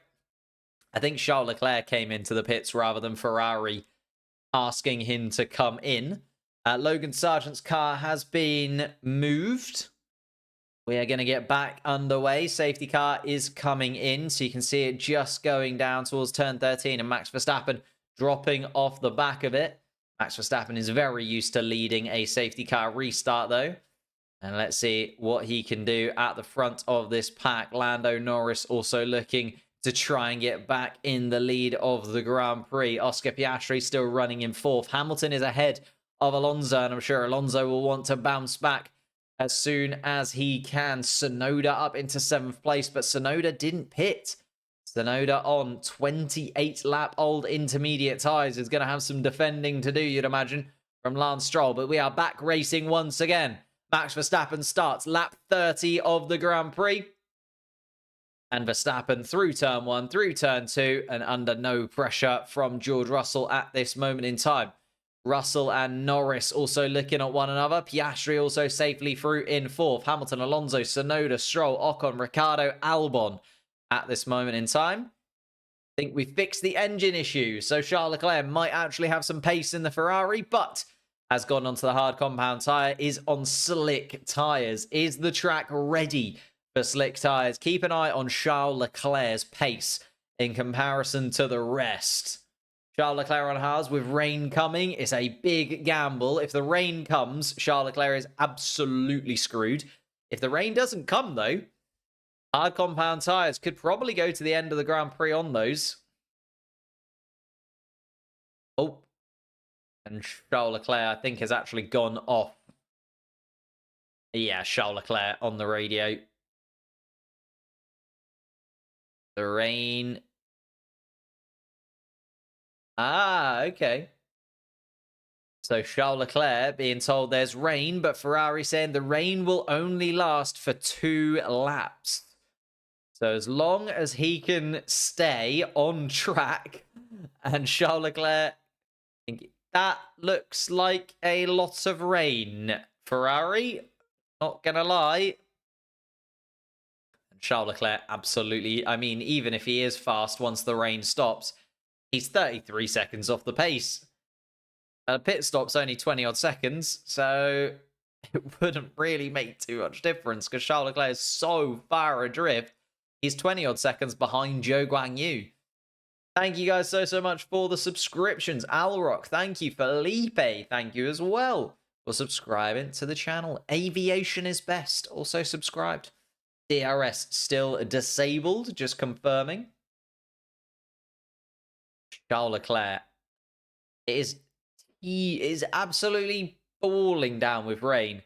And Charles Leclerc is tiptoeing around turn 1 and turn 2, losing an obscene amount of time. This is not the gamble that they needed. Thank you, Unthinkable Gaming, for subscribing to the channel as well. Apologies if I missed any there while I was looking at the other screen. Oh my goodness me. So Max Verstappen was 18 seconds quicker than Charles Leclerc last lap. Nearly 6 seconds every sector. Goodness gracious me. Alex Albon is having a little go. Oh my goodness me. Gets past Ricciardo, gets past Ocon, and wow. Wow. Let's have a little look at this from Albon again. So down the back straight, he's behind Daniel Ricciardo. He's got the RB in front of him. Gets the slipstream, has the run at Daniel Ricciardo, gets to the left-hand side of the track, gets past Daniel Ricciardo, down in towards the braking zone, cuts through the middle, and goes around the outside of Esteban Ocon through turn 14. That is a hell of an overtake from Alex Albon. Like, that's overtake of the season quality overtake from Alex Albon, and that gets him up into 9th place from 11th. And again, looking at matching his best finish of the season so far, Albon 2 points on the board after Monaco. Could make that 4 if he can finish in 9th place. Intermediate tyres still looking like the quickest tyre though. Charles Leclerc nearly a minute down. Is over a minute down.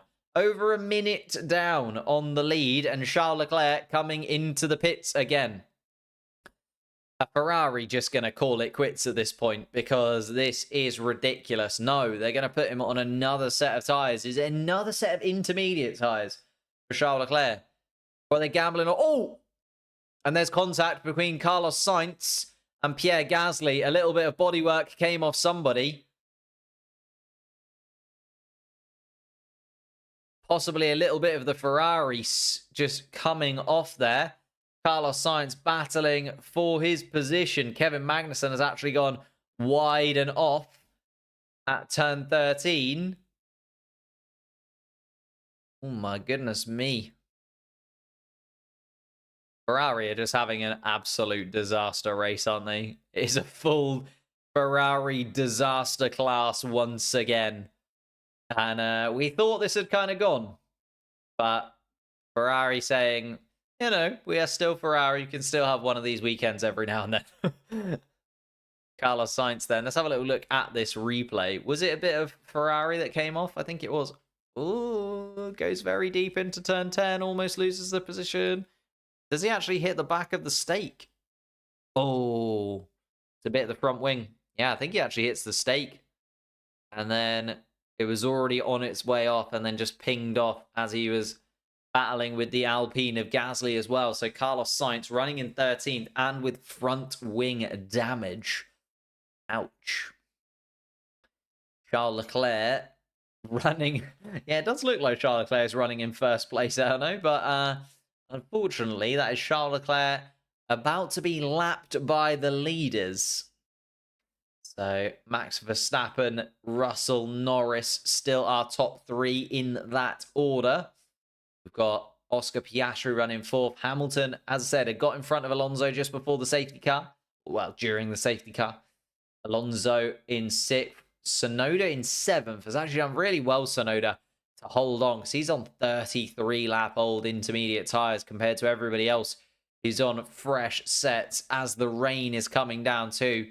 Lance Stroll, though, is trying to get past the RB, staring at the back of the rear wing. The Cash App logo going to be ingrained on Lance Stroll's mind as he closes his eyes tonight. It's all he will see. Alex Albon closing in ninth place as well after that sublime overtake from the Thai driver. And Esteban Ocon running in 10th, the final point scoring place at this moment in time. Thank you, Lowen, for subscribing to the channel. Appreciate that, mate. Lord Percival has been exiled. Not quite yet. He's not out of the race. He's just nearly a lap down on everybody.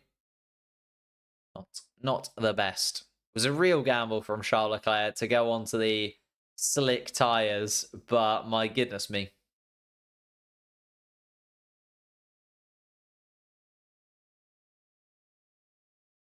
Charles Leclerc having an absolute disaster. It's a shame as well, because Charles Leclerc, after winning the Monaco Grand Prix, it really did look like Ferrari were maybe like back in it. Oh, Lance Stroll's gone wide, I think. Looking at the onboard from the Aston Martin, but we're now on board with Oscar Piastri. And Piastri just staring at the rear wing of his teammate. Lando Norris literally coming out of the pits and about a meter ahead of Oscar Piastri, put him ahead of his teammate. Piastri holding on to the back, though. We know that this McLaren, though, when the intermediate tyres start to dry the track and when the intermediate tyres need a little bit of nursing, we have seen them come to life. And actually, Max Verstappen, you know, not disappearing off into the distance like we saw so often last season. He is still under pressure. Russell within a couple of seconds. Norris within a couple of seconds of that. Piastri within DRS range once it is reactivated. Hamilton actually keeping up with this pack as well. It's only once you get to Fernando Alonso that there's a real gap in the standings. Fernando Alonso 5 seconds off the back of Hamilton. Tsunoda 2 seconds down on that. Again, how is Tsunoda only 2 seconds off Fernando Alonso at this point in the race? Surely his lap times are so much slower. No, he's only 3/10 slower on the last lap. Yuki Tsunoda doing a dream job on those tyres. Is going to have to change them at some point soon, though. We've gone to the halfway distance of the Canadian Grand Prix. Still another half to go. Feels like we've already seen a ridiculous amount of randomness occurring. Logan Sargent, though, was the only threat of a safety car. He did then eventually get the safety car. Went too deep into turn 6. Thought he might make a safety car happen then when he disappeared into the wall. Didn't. But then made the safety car happen a little bit later and is out of the Grand Prix. Charles Leclerc running in 19th place and hasn't yet been lapped by Max Verstappen. It's kind of found a little bit of pace at the front, but Max Verstappen is going to lap him fairly soon. The Ferrari getting closer and closer to the Red Bull. And hopefully the Ferrari will get out of the way of this pack of 5. Oscar Piastri under a lot of pressure from Lewis Hamilton right now, though. As they come through turn 10 and 11. Lewis Hamilton right underneath the rear wing of Oscar Piastri. I think might even go for a move here, the Mercedes. Gonna have the slipstream. Of course, no DRS to help him at this moment in time. The same engine in both of those cars. And Oscar Piastri does hold on to it. And Hamilton just has to settle for slotting into 5th place. And Charles Leclerc letting those 5 cars by. Verstappen, Russell, Norris, Piastri, and Hamilton have now all lapped Charles Leclerc. And considering Charles Leclerc wants to be battling with those cars, that has got to be an absolute arrow to the heart of Charles Leclerc. As I said, won last time out in Monaco, and now is a lap down on his 5 real closest rivals this season. Fernando Alonso 6 seconds off the back, nearly 7 seconds off the back of Lewis Hamilton. So at least Charles Leclerc unlikely to be lapped by Fernando Alonso anytime soon. And to be fair, it's not really going very well for the other Ferrari either. Carlos Sainz still carrying that damage, has been able to keep in front of Gasly, but is still not able to get past Valtteri Bottas. Is within half a second of Valtteri Bottas, but Bottas is also within half a second of Ricciardo, and a real train of cars behind Esteban Ocon at this moment in time. Just all the way down through Ocon all the way down to Kevin Magnussen and Sergio Perez, really. Remember, Sergio Perez started in 16th place, still running in 16th place. So the Red Bull really not making very many moves. As I say that, I'm proved wrong. And Sergio Perez going to make a move on Kevin Magnussen. And it's going to move up into 15th place. Trying to prove me wrong is Sergio Perez. Maybe a comeback for the Red Bull. Still only 15th though, and no points as of yet for Sergio Perez after his renewal with the Red Bull team. Goes super deep into turn 2. And I think Sergio Perez just opened the door for Kevin Magnussen to take that position back. And actually doesn't quite, just squirming through turn 2 was Kevin Magnussen. I thought the Haas was going to get right back in front once again, but Sergio Perez holds on to 15th place then.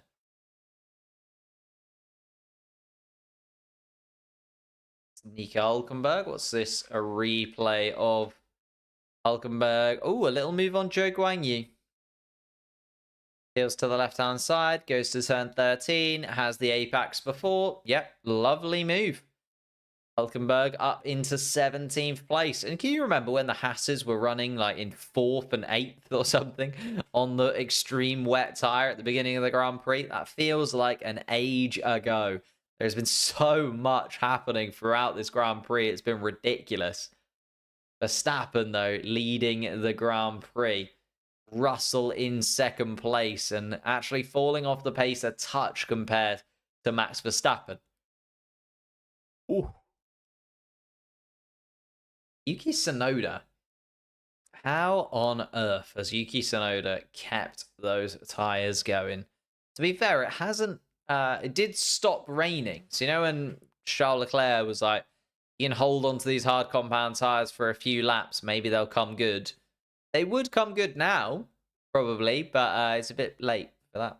Charles Leclerc pitted 6 laps ago for intermediate tyres, so it was a gamble, don't get me wrong, but it, nearly played out for Ferrari, almost, sort of.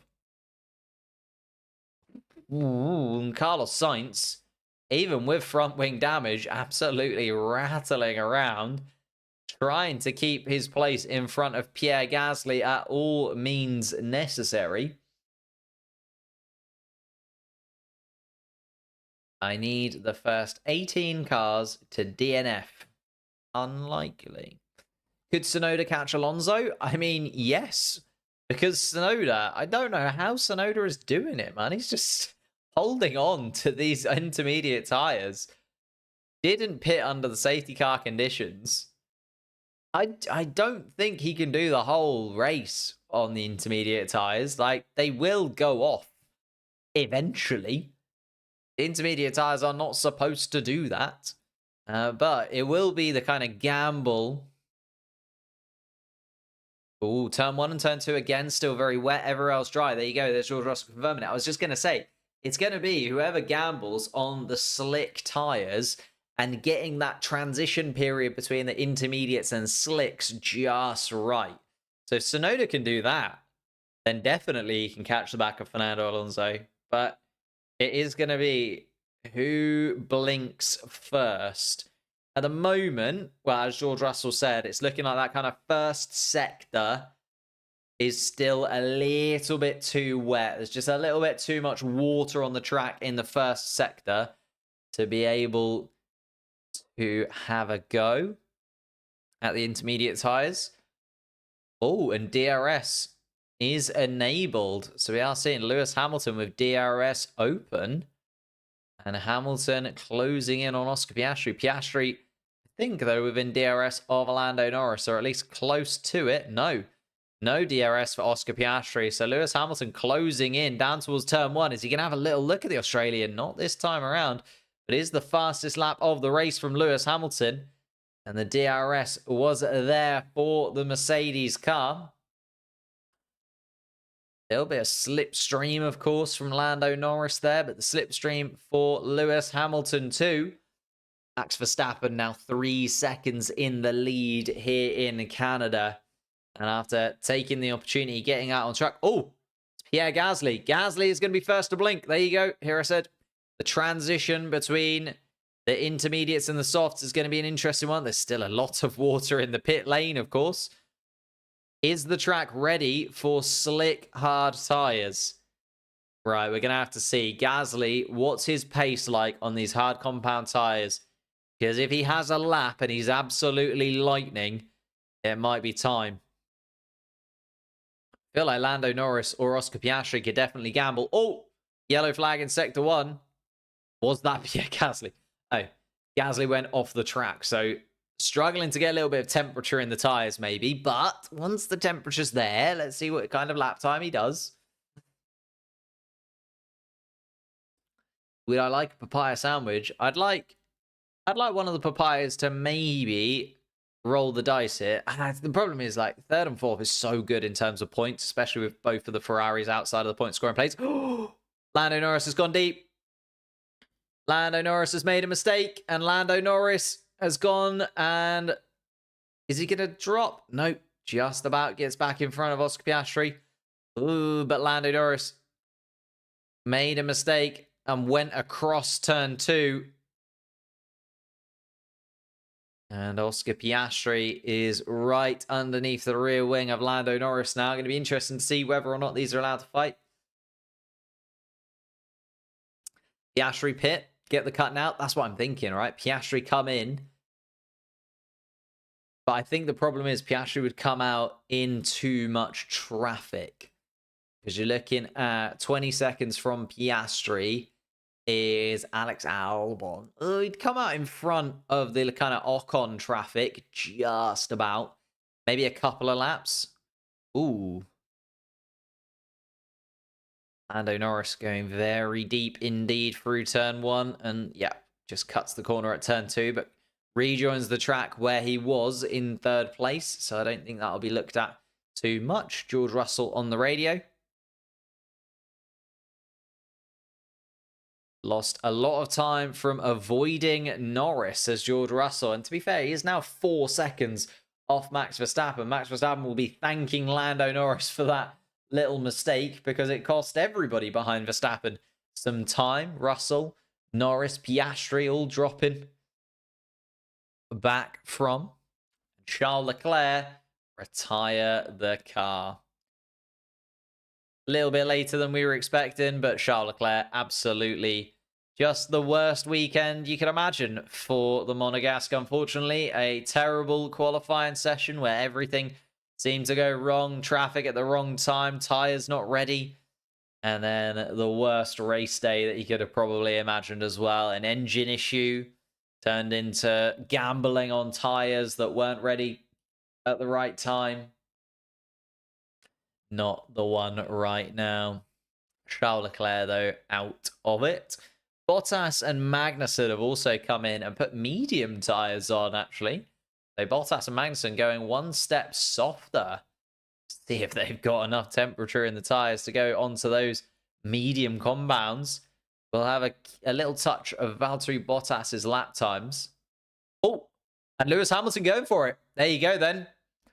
Lewis Hamilton being the man to gamble. I thought, you know, Piastri, Hamilton would be the ones, right? Because you got that second car there. May as well go for it. And Lewis Hamilton is in. Is it a white stripe or is it a yellow stripe on the tyres? Hard compound tyres.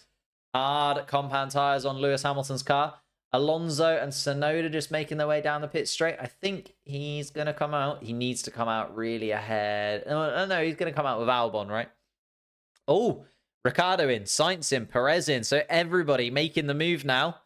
And Lewis Hamilton is going to have one lap to absolutely go for it. Here's Carlos Sainz's Ferrari in the pits and back out again. So everybody towards the back of the pack deciding that this is the moment to get the soft compound tyres on. Or sorry, slick tyres on, I should say, not soft. Slick tyres onto their cars. Lando Norris is making a move on George Russell and trying to get past George Russell, possibly beat him into the pits maybe. They've got to react though, surely they've got to come in. And the problem is now, Lando Norris, are they going to try and double stack? Is Oscar Piastri kind of edging backwards to leave a gap? But then edging backwards is going to open the door to Lewis Hamilton. George Russell continues. Lando Norris continues. Oscar Piastri, is Piastri in? Piastri's in. So Piastri covers Hamilton. Norris and Russell continue. And I'll tell you what, though, to be fair, Lando Norris is right up there. And Lando Norris and George Russell are both gaining on Max Verstappen on the intermediate tyres anyway. Alonso's into the pits. Tsunoda's into the pits. Stroll's into the pits. Ocon's into the pits. Albon's into the pits as well. So Hamilton versus Piastri. Where is Hamilton? Hamilton's coming around turn 14. So Piastri is going to have the better of Hamilton still and is going to be in front. So Piastri is going to be the front runner on the slick tyres. Verstappen, Russell, Norris on the intermediates then. Alonso onto the hards. Verstappen, box. So Verstappen is going to come in as well. Oscar Piastri then could be in a really solid position here. If this is a qualifying level lap for Oscar Piastri, if he can get the temperature in the tyres quickly, he can put himself in a stunning position. Lando Norris, though, still looking at the back of George Russell, trying to maybe leave a little bit of a gap so he can get him in the pits. Max Verstappen does indeed pit. So does Russell. Lando Norris continues. He's going for one more lap. Lando Norris just thinking that he's got the pace advantage. Why not try and get in front of George Russell and go for it? To be fair, it was a very quick lap from Lando Norris, a 1:23.5. But the soft compound, I keep saying soft, the slick tyres going on to Max Verstappen and George Russell. Verstappen goes medium, Russell goes hard. Piastri is actually only just coming around turn 13 and 14, so it's not looking like the medium compound tyre is, super speedy, because Piastri is going to come out. And yeah, Piastri hasn't gained that much in terms of those tyres. Lando Norris, turn 1, leaving the track and gaining an advantage under investigation. So Lando Norris then. Oh, wow. Okay, Verstappen, Russell, Piastri. And Russell's gone for the hard compound tyre. Lando Norris still on the intermediates, of course. 20-second gap to Verstappen. Lando Norris then. What kind of lap time has he got? Come on, Lando, man. Last lap, Lando needs to do it on lap 46. He's going one more. Lando Norris on the radio saying he wants one more lap. Gets all out of shape at turn 14. The Wall of Champions was calling his name. There's a fast lap from Lando Norris once again, a 1:23.2. Max Verstappen, what's your lap time? Verstappen coming down towards turn 13 and 14. Come on, Lando. 20.5 seconds ahead. He is 24 seconds ahead of George Russell, to be fair. So Lando Norris doing the business. And trying to get the undercut on at least George Russell. Trying to get the undercut on Max Verstappen as well would be the risk. Max Verstappen was slower on that last lap. But that does include kind of warming up the tyres. isn't going to be warming up the tyres this time around. This is going to be where we really see the pace. Oscar Piastri is within a second of George Russell as well. Alex Albon now looking like he's trying to make a move on Esteban Ocon. Lance Stroll miles up the road. It's Daniel Ricciardo. Oh, Lando Norris. Don't leave any grip. Go for it.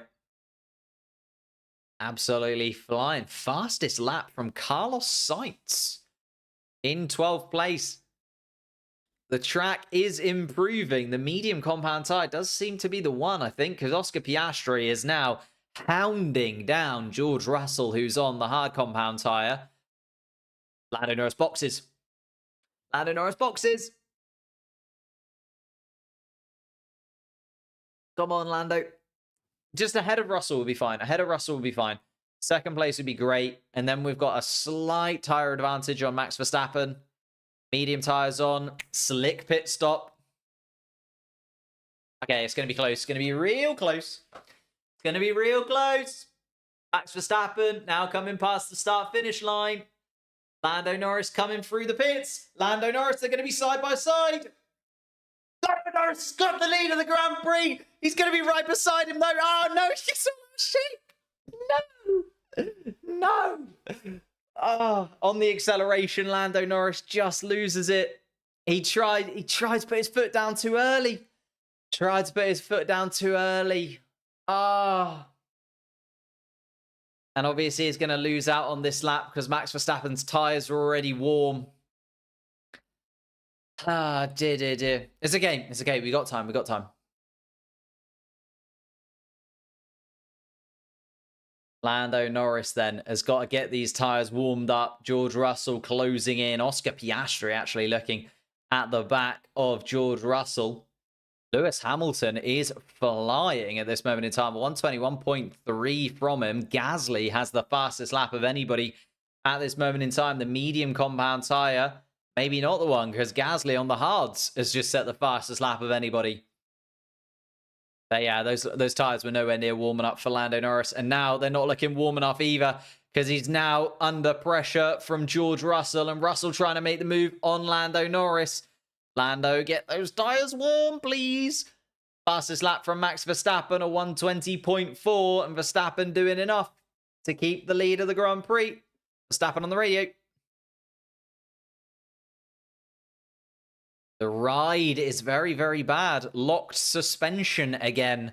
Max Verstappen, he complained about this in Monaco, actually, saying that the car was a bit like a go-kart. I mean, like no real suspension, no real give in the suspension. Oh, and he's just, yeah, it's the wettest part of the track at turn 1. And it has to be then and there, doesn't it?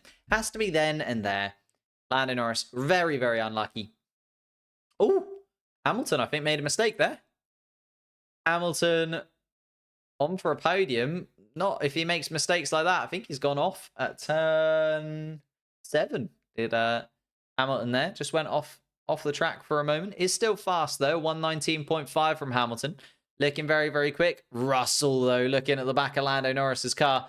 Lando Norris still trying to warm up those tyres. And George Russell's warm, hard compound tyres going for it. Russell's going to go around the left-hand side of Lando Norris. And even though Norris got him on the pit stop, Russell has got that position back and is back up into second place. 4.4 seconds. Another fast lap from Max Verstappen. And Oscar Piastri then is now looking at the back of his teammate. This is going to be interesting to see what McLaren do here, because George Russell was under a lot of pressure from Piastri, but Lando Norris and Piastri, I think, actually just made a little error through turn 2, which has opened up a touch of a gap for Verstappen.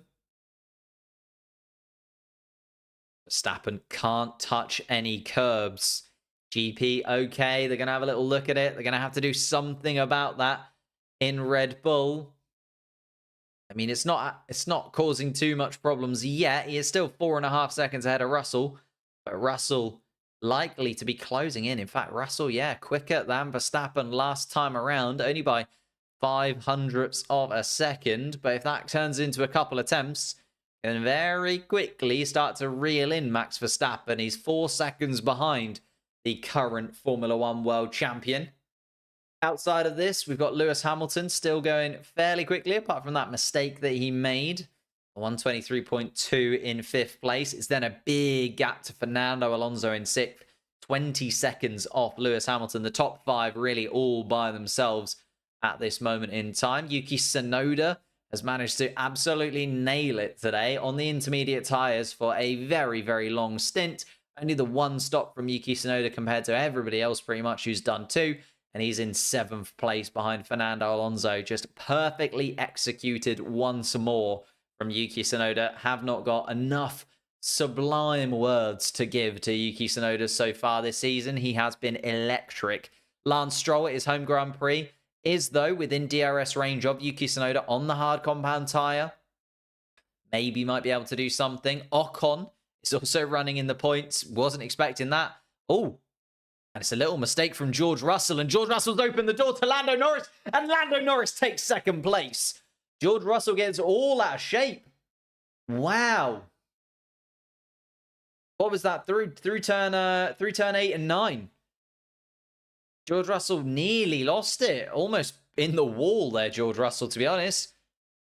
Pretty happy that he collected the car up. Obviously, he's going to have DRS once again on Lando Norris. Going to have a little go at Lando Norris again. This battle for 2nd place is heating up between Norris and Russell. Max Verstappen, though, trying to just get away from this. Another fast lap from Max Verstappen, and he is nearly a second quicker than Lando Norris in 2nd place. George Russell on the radio. Just not very happy. Focus, George, focus, is Toto Wolff's message to George Russell. Russell not very happy at all with that mistake. Oscar Piastri also looking like he might be able to pounce. Oh, a little bit of oversteer on the way in. Oh, and yeah, dips his tyres onto the grass. Oh. And that has taken away a big opportunity for George Russell. Was that the same corner that he made a mistake on last year? I think it was. The same corner that he made a mistake last year and put himself out of the Grand Prix. It's a mistake from George Russell once again. And just George Russell, whenever he's got the opportunity to, be in the position to win Grand Prix or, be in the mix, does feel like he just makes that little mistake. Oh, Sector 2.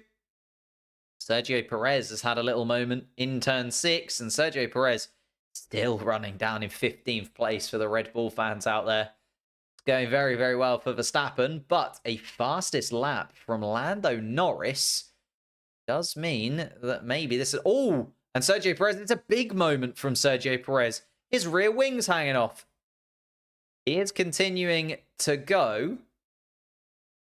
If that falls off, that's going to be very, very dangerous indeed. Sergio Perez is going to have to retire that car, but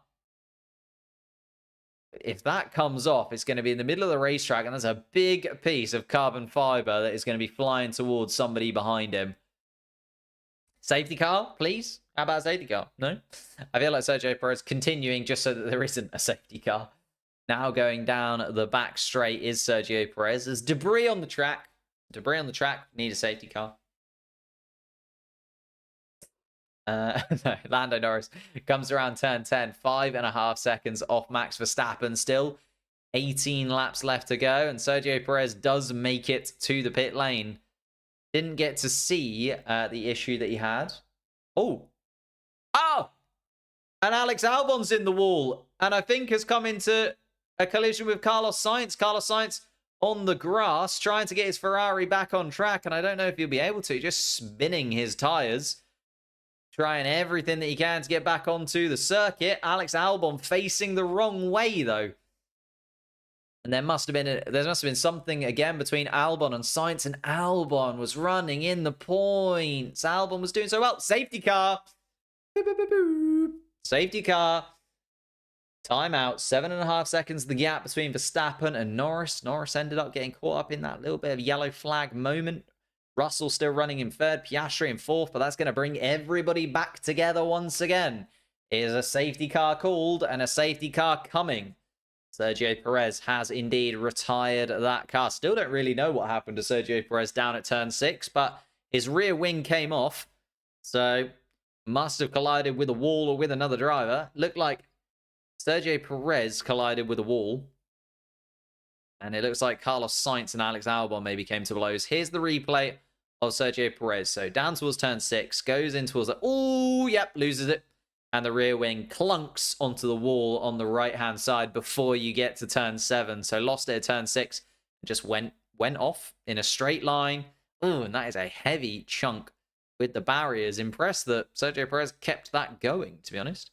But Pierre Gasly just watched the Red Bull of Sergio Perez disappear into the distance as he then made his way around turn 6 and turn 7. Sergio Perez, I'm impressed he managed to get that back to the pits. But a big tangle with the wall. Let's see then. Alex Albon, what happened here? Carlos Sainz. I think Carlos Sainz maybe hits into the back of... I don't know who was in front of Carlos Sainz. It's an Alpine. Oh no, Carlos Sainz just loses it. Carlos Sainz loses it round turn 6. Safety car. George Russell's come in. Russell's pitted for some medium compound tyres. Makes sense. And Hamilton as well. Hamilton has pitted too. On to the hards. So new hard tyres. So Russell drops behind Piastri, but gets the fresher tyres compared to everybody else. Carlos Sainz, I think, has also retired the car. Has indeed. Yep. So Carlos Sainz lost it. Right. So this is Sergio Perez lost it. Hit his rear wing into the wall on the outside of turn 6, but continued on, got himself back to the pits.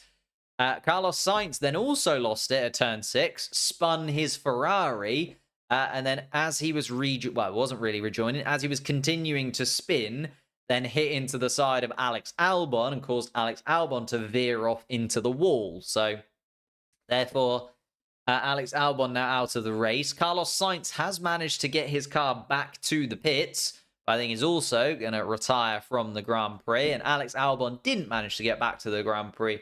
Didn't manage to get back to the pits at all. Alex Albon most certainly out of the Grand Prix. And yeah, there's Carlos Sainz confirmed to be out of it all. So 5 retirements in this Grand Prix, 3 of which just came from 2 separate incidents. That happened very, very swiftly there at turn 6. So it feels like turn 6 might just be a little bit damp.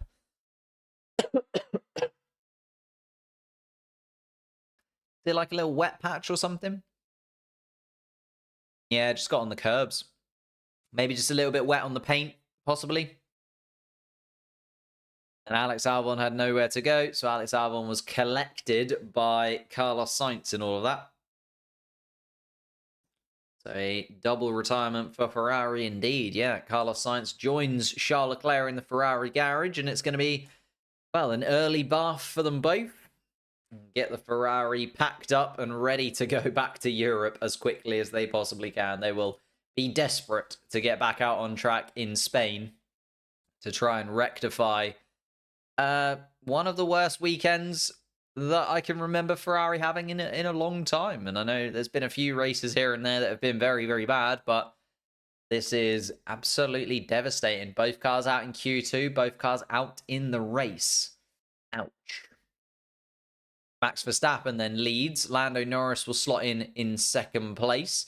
Does have slightly fresher tyres, couple of laps younger, Lando Norris. Oscar Piastri will now be up into the podium places because George Russell came in to swap his hard compound tyres for mediums. Oh.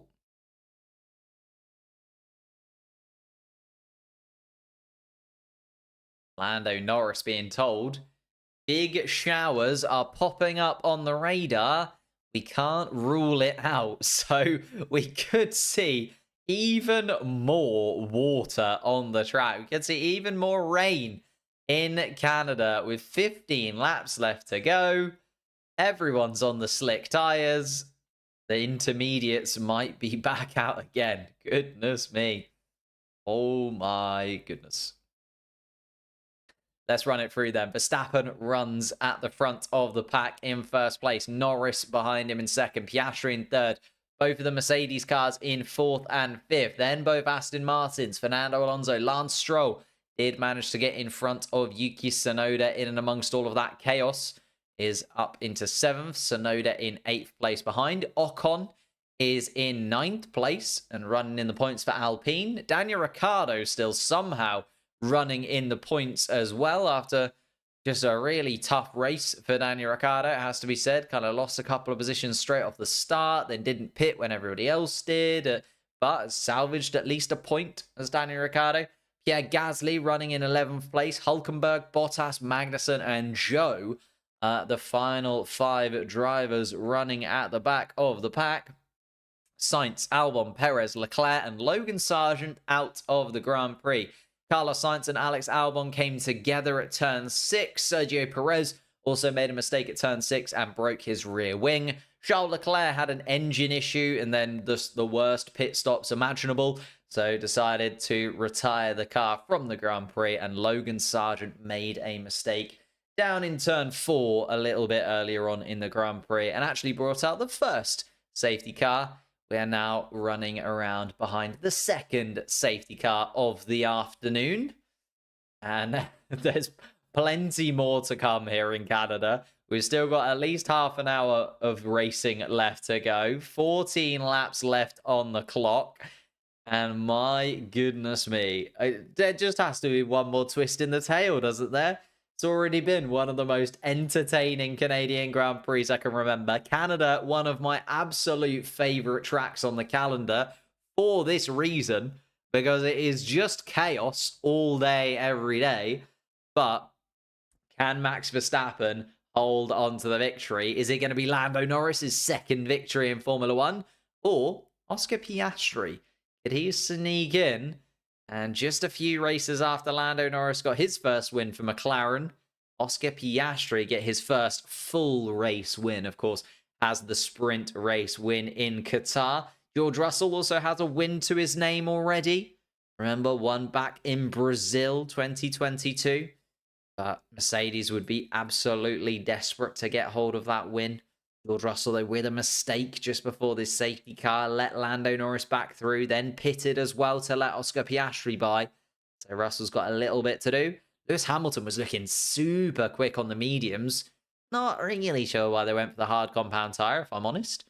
Because the hard compound tyre was not looking as good as the mediums towards the end of that stint. But Hamilton onto the hard compound tyre, 5th place. Still in the mix. Fernando Alonso, though, was 20 seconds off the back of the top 5. Has closed in now, thanks to the safety car, but not sure there's the pace in the Aston Martin to get any higher up than 6th place right now. Whilst we're behind the safety car, if you could hit the like button on the stream, we are nearly at 500 likes. It'd be absolutely amazing if we could hit 500 likes on the stream. I reckon you guys could even maybe get 600 if you really tried. Hit that like button. And if you're new to the channel as well, hit that subscribe button. We are live for every single session of Formula One. Qualifyings, sprint races, and Grand Prix. And on that note, let's get back racing here. The safety car is in. Max Verstappen, green flag. And as we race down towards turn 13, when is Max Verstappen going to step on the throttle, weaving around in front of Lando Norris, finding a little bit of temperature in those medium compound tyres, and is going to go for it as soon as we get off of the chicane. And Lando Norris trying to hunt down Max Verstappen if possible. Obviously, no DRS for at least a lap here. Oscar Piastri needs to try and remain in DRS range as well to try not to open the door to George Russell, who's on a fresh set of medium tyres. Hamilton on the hard compound tyres as well. Thank you guys so much for subscribing to the channel. A few subscriptions coming in. Massively appreciate that. Supports the channel and helps out more than you would imagine. Fernando Alonso in 6th place. Lance Stroll in 7th place still. Yuki Tsunoda's held on to 8th. Ocon and Ricciardo still in the points. Gasly outside in 11th place, but it is gonna go right down to the wire with 12 laps left to go. Who can make the position? Who can get one more inside of here. Let's see as we come around turn 10. Max Verstappen has been able to get himself a couple of seconds up the road from Lando Norris to put himself outside of DRS range of kills. Still no DRS yet. The DRS will be activated once we go past the start-finish line, you would imagine. Unless the stewards determine it not to be safe to do so. Can't see why they wouldn't though. Slick tyres on everybody out there. Zhou Guanyu, I didn't realize, was a lap down on everybody else. What's gone on with Zhou? It's not looking good, basically, is what Zhou has said on the radio. So whatever it is, it's not great for Zhou Guanyu right now. Ooh. DRS has been enabled, but no DRS for Lando Norris. As I said, 2 seconds, the gap to Verstappen. Piastri, 0.7 behind his teammate. Russell then 0.9 off Piastri. Hamilton within a second as well. Needs to go all the way down to Fernando Alonso to find a driver that won't have DRS. Lance Stroll, no DRS either. Tsunoda now under pressure from Esteban Ocon, the man who's leaving Alpine at the end of the season, trying to get some points on the board for himself. Daniel Ricciardo in 10th place, holding on to the final point scoring position, but is under pressure from his Alpine as well, although trying to now have a little go at Ocon. It's a real battle between the RBs and the Alpines throughout this. On board with George Russell down the straight. DRS open behind Oscar Piastri, but Piastri has DRS himself as well. It's going to be very tricky for George Russell to catch up to the back of Oscar Piastri, whilst Piastri is still within a second of Norris in second. Lando Norris just hovering 1.6, 1.5 seconds behind. Kevin Magnussen's gone deep at turn 8 and rejoins the track at turn 9. Didn't go round the bollard, though, did Kevin Magnussen. I think mainly because he didn't really have control of the car.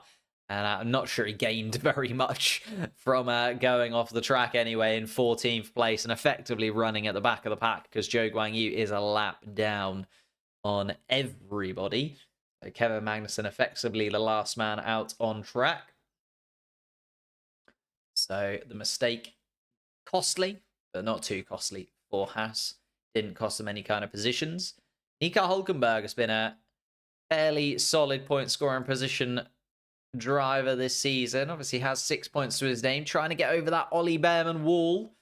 Ollie Behrman picked up 6 points in Saudi Arabia, of course. It's kind of been in that middle of the pack for those drivers to aim at towards the rear end of the field. Hülkenberg doesn't look like he's going to be able to do it this time around, but is within a second of Gasly. It's still a real battle from Tsunoda backwards to Hülkenberg, and that's where the battle is because Ocon is going to try and make a move on Tsunoda, and Ocon's going to get himself up into 8th place. Really, really nice little move from Esteban Ocon there.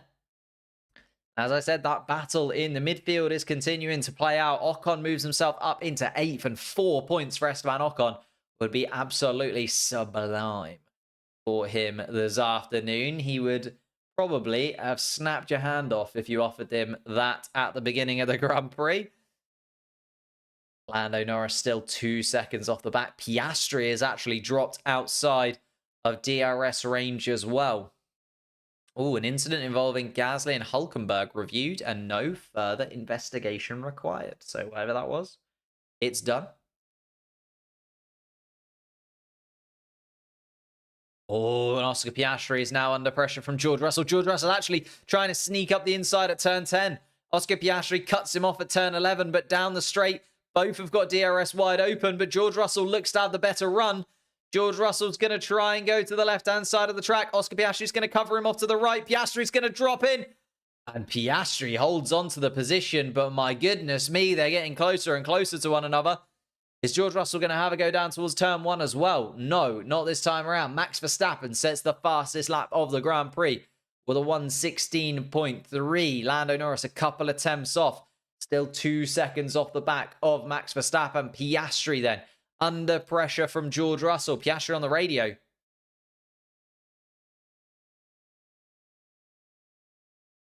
Oscar requests to hold position. Do you think you could challenge Verstappen? Need to focus on Russell behind. Just leave me to it. I think that is absolutely fair from Oscar Piastri there, to be honest with you, because He is trying to defend from Russell at this moment.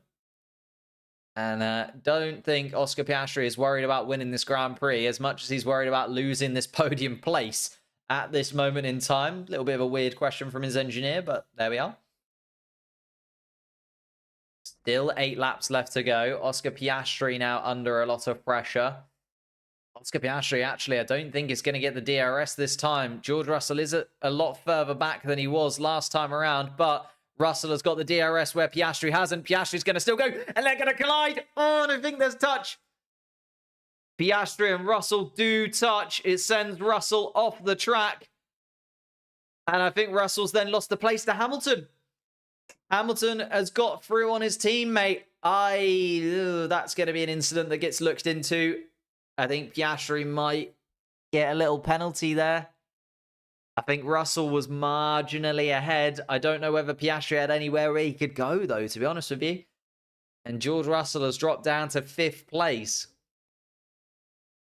It's a 5-second penalty for Piastri, then he'll drop down to 5th. Ooh.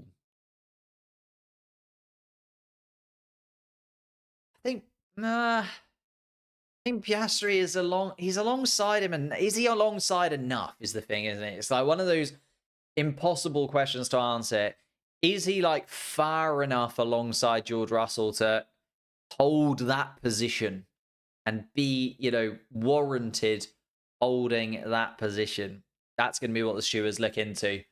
Lando Norris then, I think, has just settled for 2nd place in this because Max Verstappen absolutely flying in the lead now. 1:15.9 from Verstappen. Hamilton, though, now looking at getting onto the podium. Hamilton with DRS. Lando Norris not helping out Piastri at this moment in time. Is he going to be able to do it? Hamilton has a little look, but not able to do it this time around. 6 laps left to go, though, for Hamilton to keep knocking on the door of the podium places. And my goodness me, what a battle we've got going on here with Ocon, Tsunoda, Ricciardo, Gasly, all with DRS. And Ricciardo has been given the go-ahead to battle with Yuki Tsunoda. You are allowed to battle with Yuki. Just don't hit him, I think would be the thing. Both of the RBs running in the points. 3 points is a lot of points for the team, considering that Alpine are going to pick up 4 this afternoon. Tsunoda and Ricciardo, though, free to fight. Tsunoda, though, still within a second of Ocon, so has DRS himself. It's not going to be an easy battle if Ricciardo does want to get the position on his teammate. Of course, Yuki Tsunoda guaranteed his place at RB next season. Verstappen, Ricciardo still battling for his.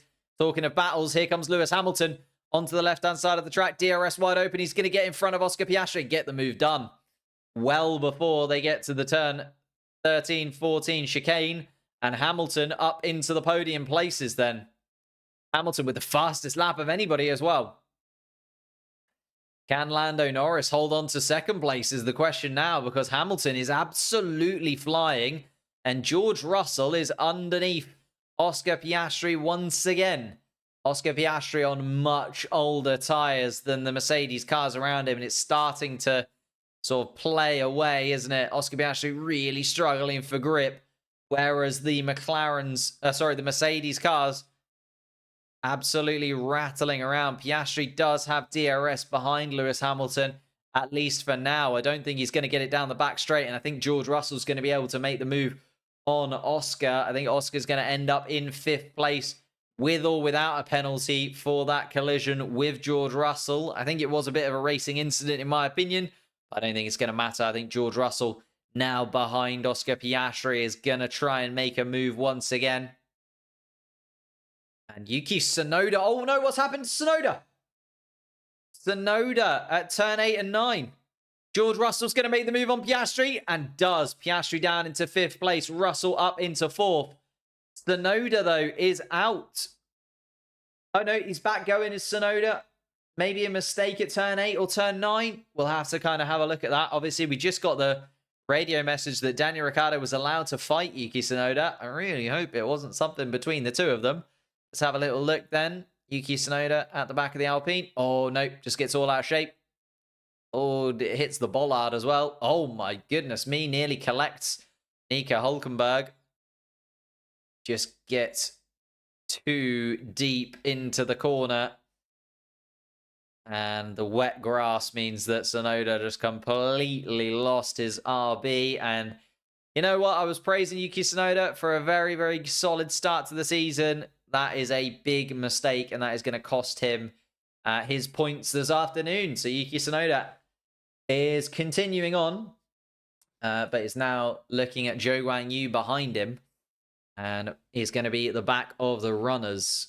Wow. Nico Hulkenberg had to do some evasive maneuvers. That does move Pierre Gasly, Yuki Tsunoda's old teammate, up into the points. Also gains Daniel Ricciardo a position up into 9th. So Ricciardo now looking to battle with Esteban Ocon for 8th place. 3 laps left to go, and still a lot of battles to play out. In fact, George Russell, I was saying, can Lewis Hamilton catch Norris? Can George Russell get past Lewis Hamilton? George Russell with DRS. I don't know if there's going to be any radio messages here at Mercedes. Lando Norris.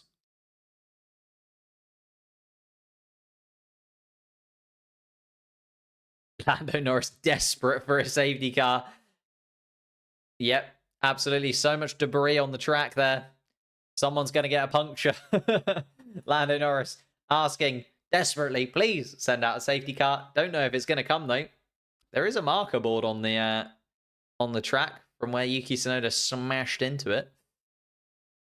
But there's nobody. Doesn't look like the safety car's coming. It's like they're just going to gamble that nobody will get a puncture for the final couple of laps of the Grand Prix. Here is George Russell. Made that move on Piastri. Piastri's disappeared off into the distance. But George Russell now going for a move. And goes for it. Lovely move. And George Russell's up into 3rd. Keep it clean. Hamilton's going to try and come back at him, though. This is not done and dusted down at Mercedes. George Russell gets the position for now, but Hamilton is going to try and come back at his teammate. There's no holding stations. You are fighting for position. They're told over the radio the Mercedes cars are allowed to go for it. And George Russell did. Let's have a little look at this replay. Came off turn 11, turn 12. Coming down towards turn 13. Peels off to the right-hand side of the track. Goes to the inside of the chicane. Gets through turn 13 first. And then closes the door through turn 14.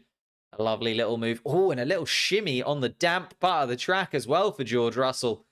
Just a little scare for him.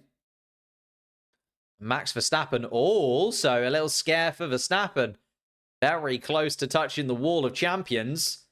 And nearly collected the current world champion down at turn 14. Verstappen, though, continuing on. Oh, is there a problem with Ocon? Ocon has just dropped massively. Ocon has dropped down past Ricciardo. Gasly has also been able to make a move on Esteban Ocon as well. And Ocon now down into 10th place. Was in 8th place. Daniel Ricciardo now picking up where Tsunoda couldn't and picking up 8th place. Gasly and Ocon still running in the points for Alpine, but Gasly now ahead of his teammate. Wow. And Max Verstappen starts the final lap of the Grand Prix and gets through the first sector, all well and good. Lewis Hamilton, though, still within DRS range of his teammates. He's going to go for one final lunge down towards the final couple of corners. Can't blame him if he does. Obviously, leaving Mercedes at the end of the season for Ferrari. An opportunity at a podium in his final season at Mercedes is going to go begging. As George Russell was faster last lap. Got the position on his teammate. Hamilton then coming around turn 10. Max Verstappen is going to win this Grand Prix from Lando Norris, it looks like. George Russell is actually going to have DRS. Is George Russell going to make a move on Lando Norris? Doesn't look like he's going to be close enough. No, and Hamilton also isn't going to be close enough to get past George Russell. So it is going to be Max Verstappen who takes the victory. Lando Norris and George Russell joining him on the podium, with the fastest lap point going to Lewis Hamilton on the final lap of the Grand Prix. Oscar Piastri then comes home 5 seconds behind Lewis Hamilton in the McLaren. Just couldn't quite hold on to his tyres well enough. Alonso and Stroll are just making their way around. Stroll does get across the line in 7th place. Ricciardo comes home in 8th. We've got, oh no, wait. Oh no, he had that 5-second penalty, didn't he, Ricciardo? That's fine. Gasly then in 9th. Ocon in 10th, rounding out the points. Hulkenberg and Magnussen, who gave us the entertainment at the beginning, come home in 11th and 12th. Bottas in 13th. Yuki Tsunoda, after that mistake, is going to come home in 14th place outside the points. And Zhou Guanyu a lap down on the rest of the field in 15th. Carlos Sainz and Alex Albon retired after a little coming together at turn 6 when Carlos Sainz spun and then collected Alex Albon for good measure. Sergio Perez also had a mistake down towards turn 6 and dropped out of the race after breaking his rear wing. Charles Leclerc had an engine issue from the beginning of the Grand Prix. A sad weekend for the Ferrari of Charles Leclerc, all in all. Then gambled on tyres, didn't go right, and decided to drop out of the Grand Prix altogether. And Logan Sargent caused the first safety car of the day. A mistake down into turn 3 and turn 4 from the American saw an end to the Williams' Grand Prix. Both Williams retired. Both Ferraris retired. Just to run through your top 10 point scoring places once more. Max Verstappen wins the Grand Prix. Lando Norris in 2nd place. George Russell rounding out the podium in 3rd. Lewis Hamilton also gets the fastest lap point in 4th place. Piastri in 5th. Alonso 6th. Stroll in 7th place. Daniel Ricciardo in 8th. And then Gasly and Ocon, both Alpines, for a double point scoring finish for the Alpine drivers in 9th and 10th place. What a Grand Prix that was. Absolute chaos from the beginning. We had mixed weather conditions. We had tyres going on and off. We had various race leaders. We had safety cars, which caused chaos in and amongst it as well. But what a wonderful, wonderful Grand Prix. Thank you guys so much for watching. If you could leave a like, we're on 659 likes according to Ariosto. Could we make that 700? Indeed. Hit that like button as you are leaving. Subscribe to the channel if you are new as well. We'll be live in a little while for your hot takes. Head over to the community tab. Get your hot take in for this Canadian Grand Prix. And I'll be reacting to those hot takes a little bit later on this evening. Thank you guys so much for watching. Like, subscribe, all that good stuff. Loads of content coming to the channel over the course of the week. There, do what Michael has just done. Subscribe to the channel, and I will see you next time.